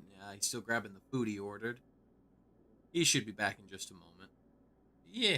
In the meantime, I'm just petting my cat. I am back. Sorry about that. No, you're fine. The ad break just ended only a few seconds ago. Oh, perfect timing then. Hang I on, was- let me Yeah, I was just telling everybody sit about back down Sweetie. and I was just telling everybody about Sweetie Cat. Ooh. She's just chilling in her bed on my desk. Right on, right on. Yeah, my cats really like to climb up onto my computer desk. So I said, you know what? I bought a cat bed, put it on there, and hey, it stops them from crawling all over my keyboard. Speaking of cats, everyone's favorite ounce is very is clamoring for food right now, so let me feed him. When isn't Oz begging for food though? He's just like the lad. Always begs. I gotta credit Leah for that one. She came up with that clever nickname for him. What was it? Everyone's favorite ounce. Ah, because it's Oz. Which is, yeah, no, fair I enough. love it. You are Mario, are you not? It is pleasant to meet you.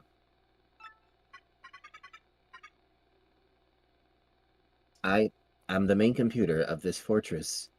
I am Tech. I must tell you something. That is why I brought you to this place.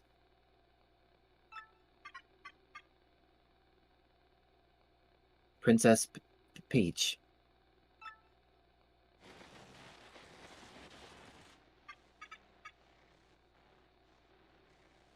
I am so sorry. Most of my data was erased, and my main power unit was shut down. Now running on backup power with only cached memory, trying to stay operational.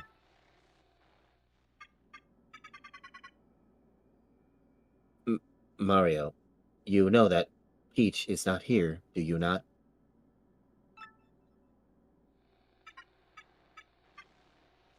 Please save Peach. Please. Please. Princess Peach is with Grotus, heading to the Palace of Shadow. I had to tell you that. Peach is in the Palace of Shadow.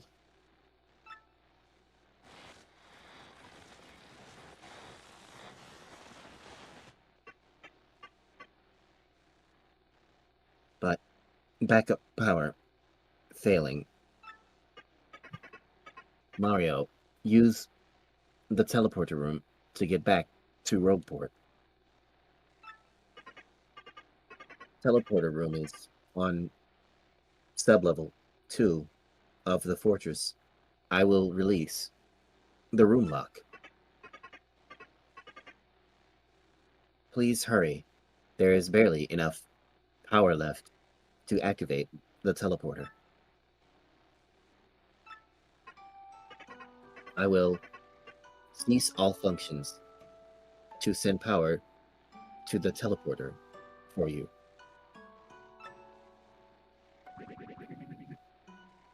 But what will happen to you?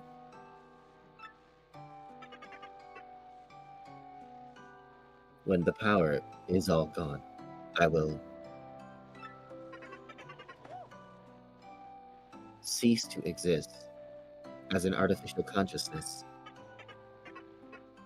But if it will save Peach, I would gladly do this.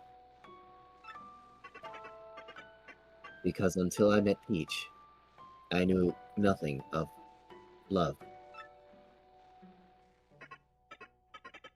Do not worry about me. I am just a computer, just a machine.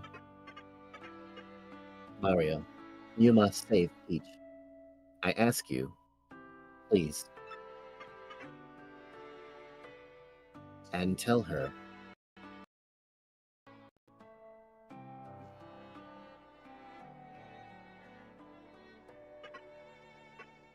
Thank you for me.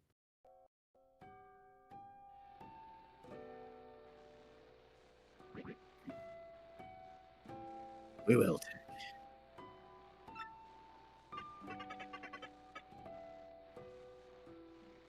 So hurry to the teleporter room on sublevel 2. Mario, save her.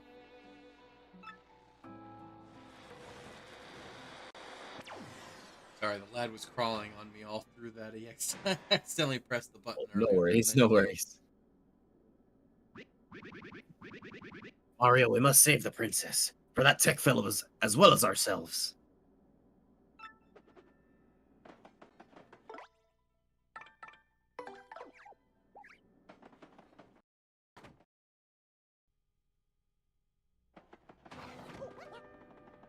The chat for tech. No, very good job. You did very well.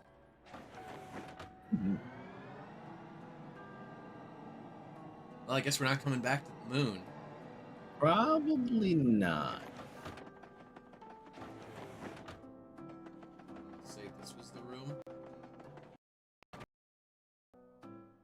No.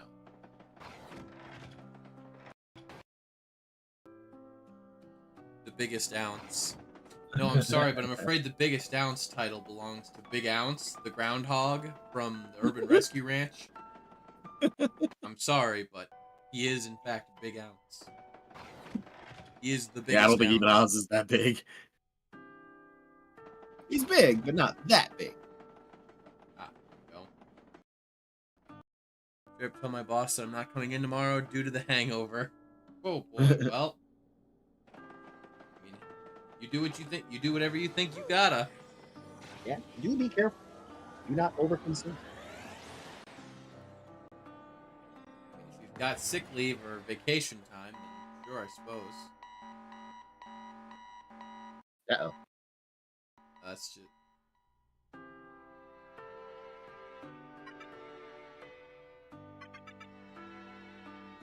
H. Goodbye. Oh damn!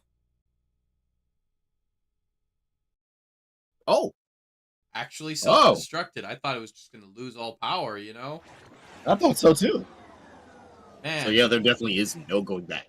Oh man. Spoilers for Walking Dead season 1, but this is just like at the. Maybe it was season 2. This is just like at the end of that friggin' with the the FEMA guy. The whole place just is programmed. The whole place is set to self-destruct if it ever runs out of power. Hey, Well, because did you hear something a moment ago? in fairness, I've taken 2 vacation days in the last 2 years, so I'm due to be excused for a bit of bad. You know what? If that's true, fucking valid. Right on. Right on. Well, if it isn't Mario. Oh, no, that's you. Oh. Well, if it's into Mario. Over here, son.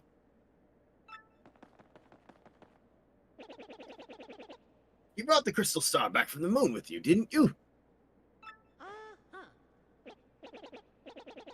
What? Talking to my good ear. The Exnot Fortress was on the moon? Ah, yes.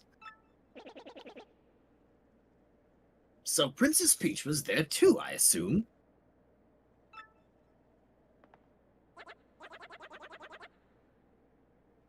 Sure was, but the Exnaut boss took off for the 1,000-year door. Aha! Just a bit ago, I smelled some rank air and went to the 1,000-year door. Some rank air, that's great. I saw a suspicious fellow in a cape pass through to the other side of the door with Princess Peach.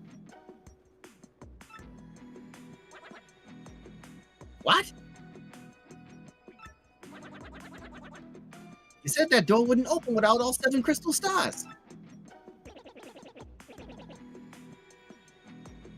Believe me, I know, but I'm quite certain of it. I saw it with my own eyes.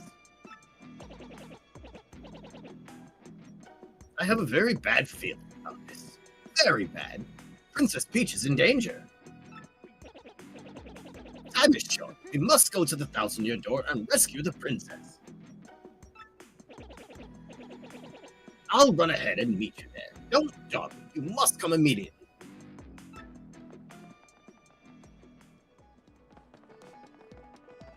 I get the feeling we should go there right away. Yeah, but I don't think the game's gonna actually make I this. know. Let's see. Career goal: have Professor Frankly's eyebrows. You For real. For real. They're just so majestic. know, it's actually funny. You know what? Hold on a second. Leah said how to really make a point of no return. Just blow up the moon. Or blow up on the moon. Hold on one second here. Let me. 1 second. I want to show y'all something. Let me just close this a second. I need to dig through some files here. Let me find it. Where is it? I'm trying to fish my food out of this bag. Ah, here we are. This Okay. bag that's really barely big enough to fit it.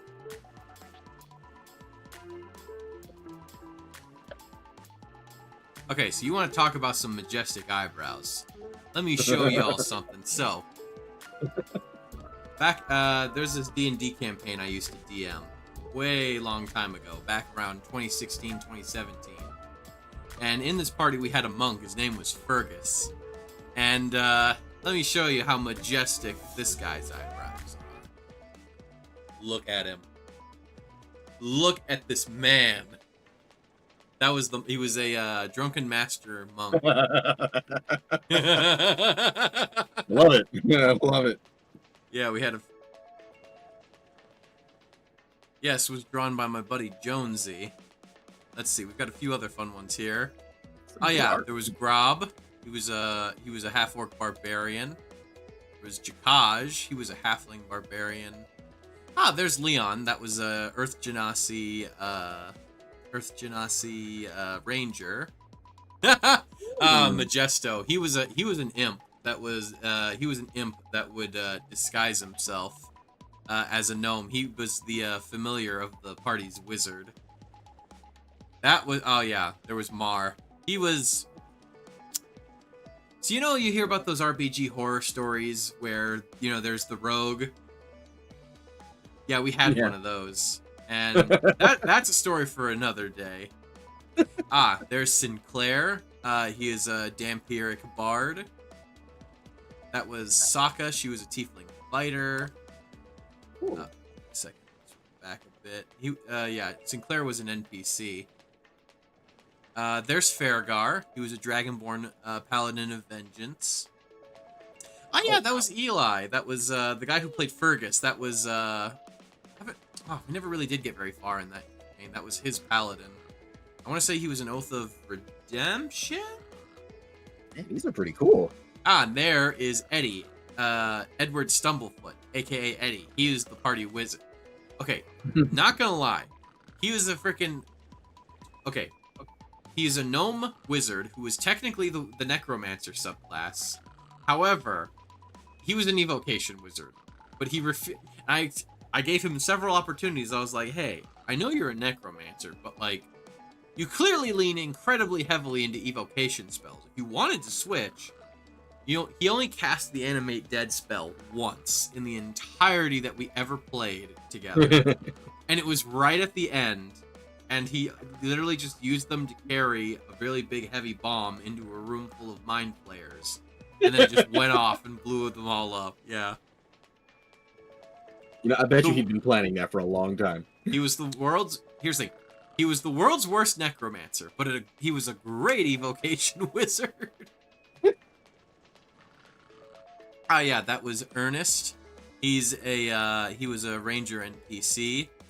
His visual design was inspired by Teddy Roosevelt, because fuck yes, the most badass U.S. president who ever lived. Here we go. My favorite NPC, frickin' Drenger Stonewhaler, dwarven fighter, who played the bagpipes. You'll see him in a minute. One of the characters in it was one of the characters in the party was a bard, and this dwarf was a part of his former band, as well as the half-orc. Drenger is only good at doing 3 things: drinking, playing the bagpipes, and breaking things with a hammer. If you do not need any of those 3 things done, do not get Drenger. If you need any of those 3 things done, oh my fucking god, he is your man. Oh god, yeah. Absolute, like, embodiment of chaotic good. Doing the right thing the wrong way. What's also really funny is his bagpipes are magically enchanted. You see, at one point, him and some of the bandmates actually managed to, so the bagpipes are enchanted, that they can actually hold stuff in them. And what Drenger figured out was if he puts booze in it, he can actually drink the, if he inhales, he can actually, he can actually drink the booze out of the bagpipes. So what he did, what he did was they broke into a dwarven alcohol storage in a dwarven citadel. They managed to sneak in, and they stole so much fucking dwarven frickin' booze. and it is like absolutely just like the worst cocktail you've ever had. If anyone other than Drenger tries to drink, because he's drinking so much of the stuff, and also he's a dwarf, he just doesn't give a shit. He just drinks it just to get drunk off of it. If anyone other than him tries to drink it, they have to make a con save, or they will just immediately throw up. Favorite NPCs I've made are my 2 liches. They've been engaged for 1,500 years. They can't get married since they're not technically living. So they are on a quest to achieve marriage equality for the undead, with zero concern for the harms they inflict on the world in the process. Yeah, Dringer's great. He's literally, like, no joke, he is actually, he is legit the party's favorite NPC. He just shows up, is a complete idiot, and just literally just point at something and tell him to fight, and he will. My favorite thing was in Curse of Strahd.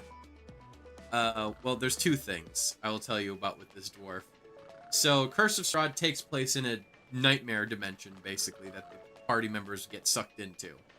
And it's run by this big evil vampire lord called Strahd von Zarovich. Well, to make a really long story short, there was one part where they had to fight. Basically, they had to deal with some werewolves, and this one lady was like, "Hey, look, my husband used to be the leader of the pack, but then the new guy took over, and he's a fucking asshole. If you help me kill him, so that I can take over instead, you know, the werewolves will be on your side, and yada yada yada, you know." And anyway, so what was great was, so the party's coming up with this plan about how they're going to ambush this werewolf and his friends, you know, while minimizing the chances of catching lycanthropy themselves. They spend like a good maybe 20 or so minutes coming up with this plan. And it's a good plan. Like, I forget what it was, but like they were going to prepare, like, you know, the wizard was going to drop down like a fireball or something, you know, before they realize it. And, you know, like the rogue was, or the ranger was going to, you know, a bunch of stuff. They were just going to go for an absolute ambush. Mm-hmm. But then, right as they're about to spring it, they suddenly they hear they just hear a faint noise off in the distance. They realize it's the sound of bagpipes, and it's steadily getting louder and louder until they realize that the noise is coming from above them, and falling out of the sky is Dringer Stone Whaler playing the bagpipes as he's just plummeting. As he plummets below and lands just directly on top. Bagpipes first. Lands directly on top of the freaking werewolf pack leader. Bagpipe drop. I love it. Yeah. He has no idea what's going on. Motherfucker. Yeah, exactly. He has no idea what's going on. The werewolves don't know what's going on. Dranger doesn't know what's going on. But the bard in the party just screams, "Dranger, kill that guy that you just landed on!" And just without, and he's just, and Dranger's just like, "This guy? Yes!" And without hesitation, he has no clue who the fuck this guy is.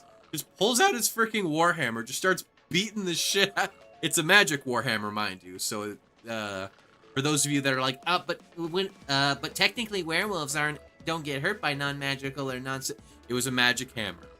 But yeah, and so they had to slightly revise their plan.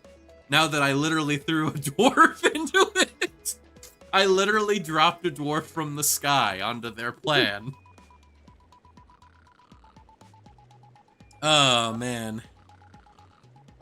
The one other thing, though, that was really great about, with Dranger, and then we'll move on, was this one part where they're in this town, and they managed to do there was some stuff going on, and they got on the good, and they stopped a bad person, and the mayor of the town was like, "Oh, hey, we'll throw you a festival," because the main thing is that this guy is crazy, and he keeps throwing festivals because he thinks that if he forces everyone in town to be happy, they'll be able to escape Strahd's plane of, of darkness and evil.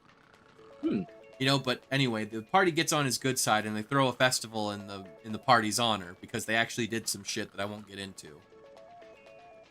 But anyway, what winds up happening is the group is all over town doing stuff. The monk is a cook, so he's like making a bunch of like food for people, and some other folks are at the bar, and the bard and Dranger are up basically on a makeshift stage that's actually on top of it's on top of a gallows, actually, since the town doesn't really have a stage. Mm-hmm. But it's a place of it's an elevated place where everyone can see them play. And while they're playing, at one point Strahd shows up, and he's actually standing right behind them on top of like those like poles that have like where they mount the nooses to hang people with. Mm-hmm. He's standing up there, and basically he shows up, and because an interesting thing about that is sometimes, and this is actually encouraged in the book itself, it says, "Hey, just whenever you feel like it, just throw Strahd at the party just to fuck with them." No, because that's literally the whole reason why he brings adventurers in, is because he can't leave. He's trapped in this place, and he gets bored sometimes, so he'll bring in adventurers and just fuck around with them until he's tired of them, and then he kills them. Well, anyways, Strahd was there to do that again, and he was saying some stuff, and then and then he's talking with the bard. They're just kind of snarking at each other back and forth, and then Dranger just looks over at the bard, and he just goes, "Oi, Del, is this that Strahd guy you were telling me about?" And the bard says yes, and literally without a single moment of hesitation, Dranger pulls out his hammer, chucks it at Strahd, because it's a throwing hammer. It's a magic. It also doubles. It's like Thor's hammer basically, but for dwarves. He can throw it at people and it'll come back to him. So he literally just, "Hey, is this that vampire you told me you said we're trying to kill?" No hesitation, just chucks it right at him, knocks Strahd clean off the gallows. Just knocks him square in the chest with it. Strahd just goes flying off. He actually, during that whole encounter, Strahd ended up killing one of the party members, but oh boy, that's when things got really serious. That's another story. But oh boy, the moment leading up, everything after that got really serious, and actually was really kick-ass. I'll tell you guys that story another time. But everything beforehand was hype as shit. I mean, even the stuff after was hype as shit, but you know, it got dramatic because someone died. But all right, so let's see. There was that. Oh, so this is the party's bard. This was Ulrich Delrose, or Del for short. He is he's a College of Glamour bard, so he has this ability to enchant himself with fey magic to give himself like a bit of a power up during fights and stuff. Cool. And yeah, so the guy who played him he called it his Super Del form. Let's see, that's Burrell. That's another NPC.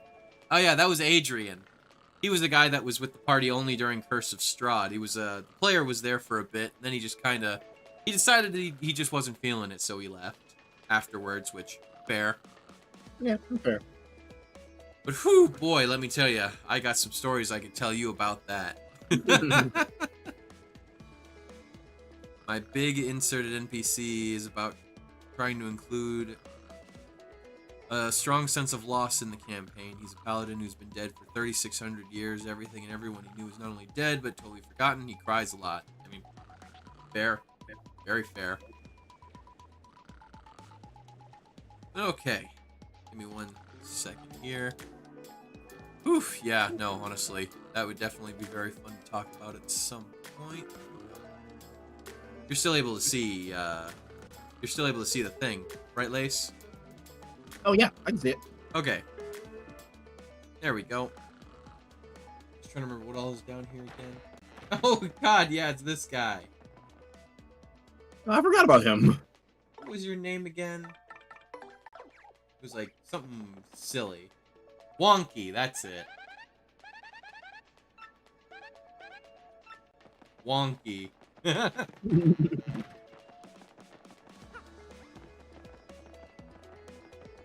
Alright, you got anything? Oh. Let's... Ooh. Power Plus badge partner. Power Plus badge plus.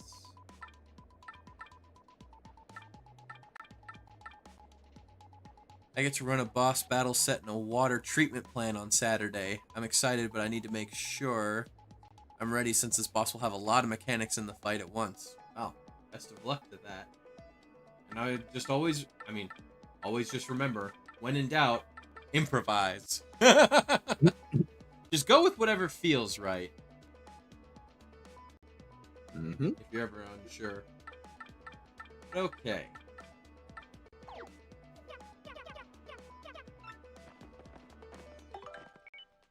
Yeah, Ghost Tea. Ooh, hoo, hoo, hoo. Your inbox is now haunted by me, the spirit you met on the... Oh, wait, no. It's now me, the spirit you met on the XS Express. I bet you're wondering how an ethereal being like myself can type an email. Well, I actually possessed the train conductor to do it. Ooh. Don't worry, though. He's doing just fine. I think maybe I'll do my new diary like this. Email's convenient, you know? And leaving a record of my afterlife is cool. In a spiritual sense, I mean. Oh, hey, Viv. Oh, posture check and a hydrate from Viv. Sounds like a plan. Ah, here we go. We got the last star, Viv. Now we're just gonna probably goof around and do some side stuff before we go confront what is probably going to be the end of the game. So, good luck with your quest. It's not yet time for you to come over to my side. But whenever you do, I'll welcome you. Ooh, farewell. Ghost Tea from Cabin 4. Oh, and it's the final issue of RDM. Oh, wait, hang on. There's going to be a boss who summoned walls of ice, the permanent fire damage that the party is taking, failing pump-emitting geysers of boiling water, and the rushing trenches of water that lead to the Save or Die trash pump. If the pump ingests a party member, then the music will switch to Will It Blend theme song. Oh my goodness, that sounds absolutely brutal. I mean, hey, if that's what works with your group. Ooh, boy. I know I said that somebody died in Strahd, but I mean, they were able to get resurrected, thankfully, but I will say, yeah, we don't usually have too many deaths going on in my D&D groups, but I mean, they have happened, certainly. But alright, let's see. We got the final issue for the RDM. Rogueport today. In a shocking series of events today, local authorities report that Zest T delivered a left hook to the jaw of Gadabout Flavio late this afternoon. Our investigation has revealed that the cause of the feisty fisticuffs may have been Zest T's anger that a shipment of gourmet ingredients spoiled on the dock because Flavio had held up the dock crew with a marathon 2-day tale of high seas adventure. Jesus. 2 days. Wow. While Flavio is recovering from temporary memory loss, Zest T has already been approached by a Glitz Pit talent scout, Don Gumbadi. I think the kid's got spunk. We'll take the world by storm, said Gumbadi. Keep your eyes open for big things in Rogueport and elsewhere. As events continue to unfold and surprise, local pride in our humble port town grows stronger than ever. Along with the smell. Thank you for reading. This week, we have an explosive exclusive on the shop in Far Outpost, Northwind's Mart. It's so cold there that all the merchandise is frozen to the counter. Just kidding. The smiling shop manager showed us a fascinating variety of goods as the sweet-faced little miss explained. It's cold out, but I do best to explode inside shop. Oh wait, it's cold out, but I do best to explode inside shop to warm place up. So come on in. This place is big too, folks. So we haven't seen all of it yet. Come down and see it for yourself. So many shops left to cover, so little remaining budget for further reporting. But fear not, this bold journalist plans to research shops in a new way, with my own finances. Thanks for shopping along with me, readers. Alright, we've got Cooking for Rookies. This is the final installment of Cooking for Rookies. To make sure we leave you with a smile on your face, our last recipe will be for couples cake. Just simmer spicy soup for a few minutes, then drop in a snow bunny. And presto, before your very eyes, the mixture will congeal and take the form of a cake. Eat it with someone you love. We're putting our forks down for now, but remember, cooking is a window to the heart. May your meals be filling and your appetites willing. Editor's note. This is it, dear readers. The final issue. We here at the RDM office have enjoyed every minute of our hard work to bring you the best news and features. May we meet again, perhaps sooner than you think. Wink, wink. Published by the Rogueport Restoration Committee.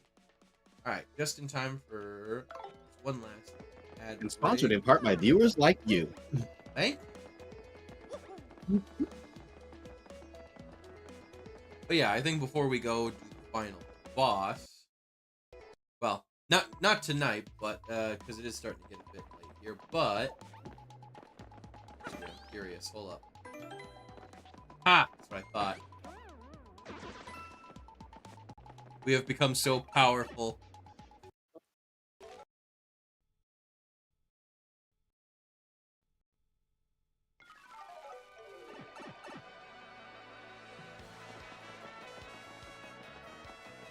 But yeah, I'm thinking a round at the Glitz Pit certainly would be fun. Make our little, yeah, exactly, make a little return. But alright, first things first. Nope.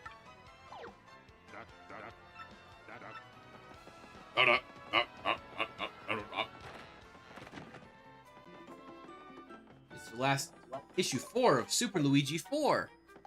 Super Luigi.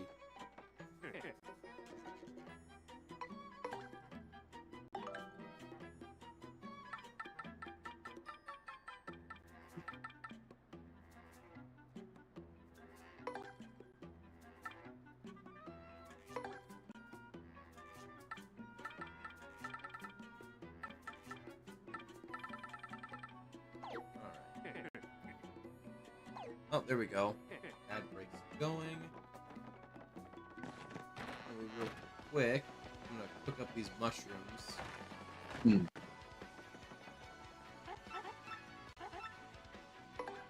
pick up the Ultra Mushrooms since we do not have nearly enough HP to get that out of it.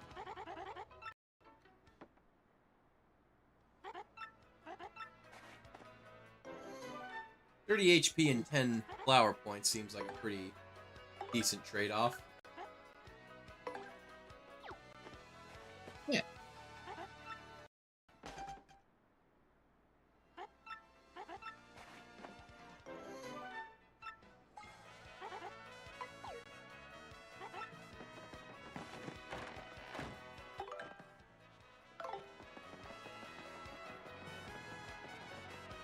Oh, looks like everybody's back.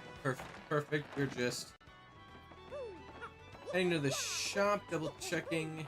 Oh, hey, it's Luigi again. Oh, and he's got Bluey, the blooper, the one that fell into the lava. That's why he's not blue anymore. Let's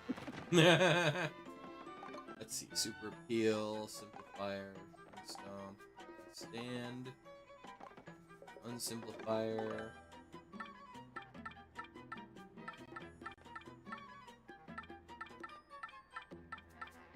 Not really much here that...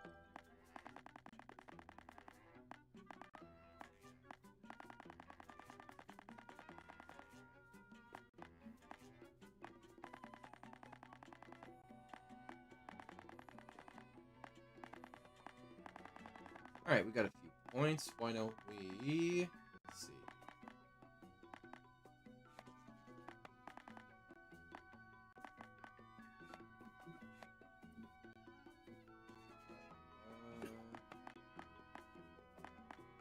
What? We'll bring in soft stomp. Yeah, that'll drop their defense. Shrink stomp to lower their offense.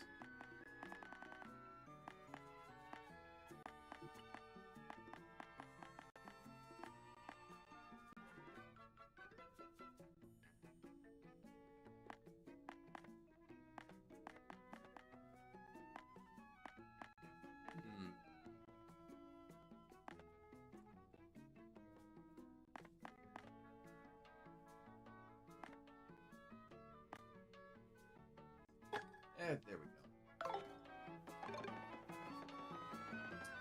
go. Alright.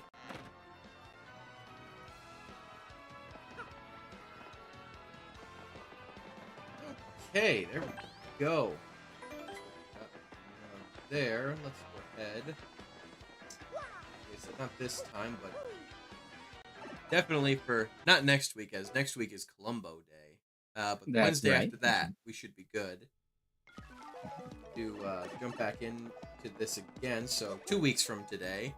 But yeah, we'll make our victory lap, or as they say, our victory lap here at the Blitz Pit. I figured that ought to be fun.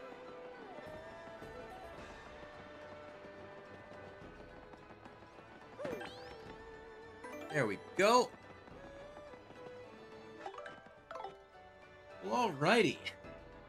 Let's see who is available to raid. This has definitely been very fun, and I very much appreciate y'all. Man, we had quite a turnout today, honestly. Yeah. Ooh, hey now, here's someone I don't see every day. It is my 2D model. I usually have a live 2D model that I use. And Lace usually has a 3D model that he uses. Hey, thank you very much for the follow, Trey. Much appreciated. And hey, we just hit 360. Let's go. Hey, all right. We are now at the Xbox number. Let's go. Hooray, we've gone full circle. I see what you did there. 360. We have gone full circle. Da da da da da da da da da da da da da da da. But yes, normally I use a live 2D model, but we used PNGs for Paper Mario because I found an artist who, makes really good Paper Mario style artwork. So we use that for that. Yes, My Life 2D model was made by my model, and also was rigged by the same guy. Nelly-kun is his name. He is a Malaysian VTuber and artist. And he's actually on right now. Yeah, because he's from Malaysia, usually him and I are on at very, very separate times. So, let's go ahead and raid him. I don't think I've ever actually gotten the chance to raid him before.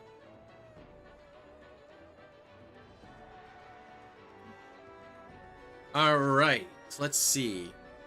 So, let's think of a raid message real quick.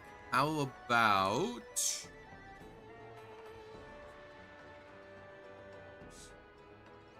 I want to either make the raid message be something about the moon or something about the Glitz Pit. Both of them seem very tempting options. We can only go for one. The moon. We spent more time on the moon. Fair enough. Let's see.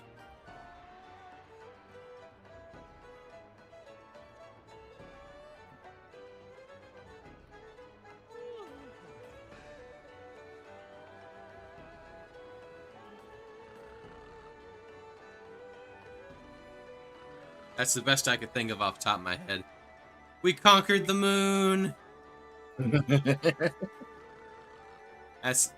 They can't all be super great. I'm usually a lot better at coming up with funny raid messages, but that's the best I got right this moment. Yeah, this works. I'm cool with it. It's serviceable, but listen, I just feel... I'm not saying it's bad. I just think I could do better. I feel that. But alright. Anywho, thank you very much, everybody, for stopping on in. What was it? Saturday, I still don't know what I'm doing. If I'm doing anything. I don't know. I'm still trying to work some things out. But anywho, oh, there's only a couple seconds left. Okay, Lay, say goodbye.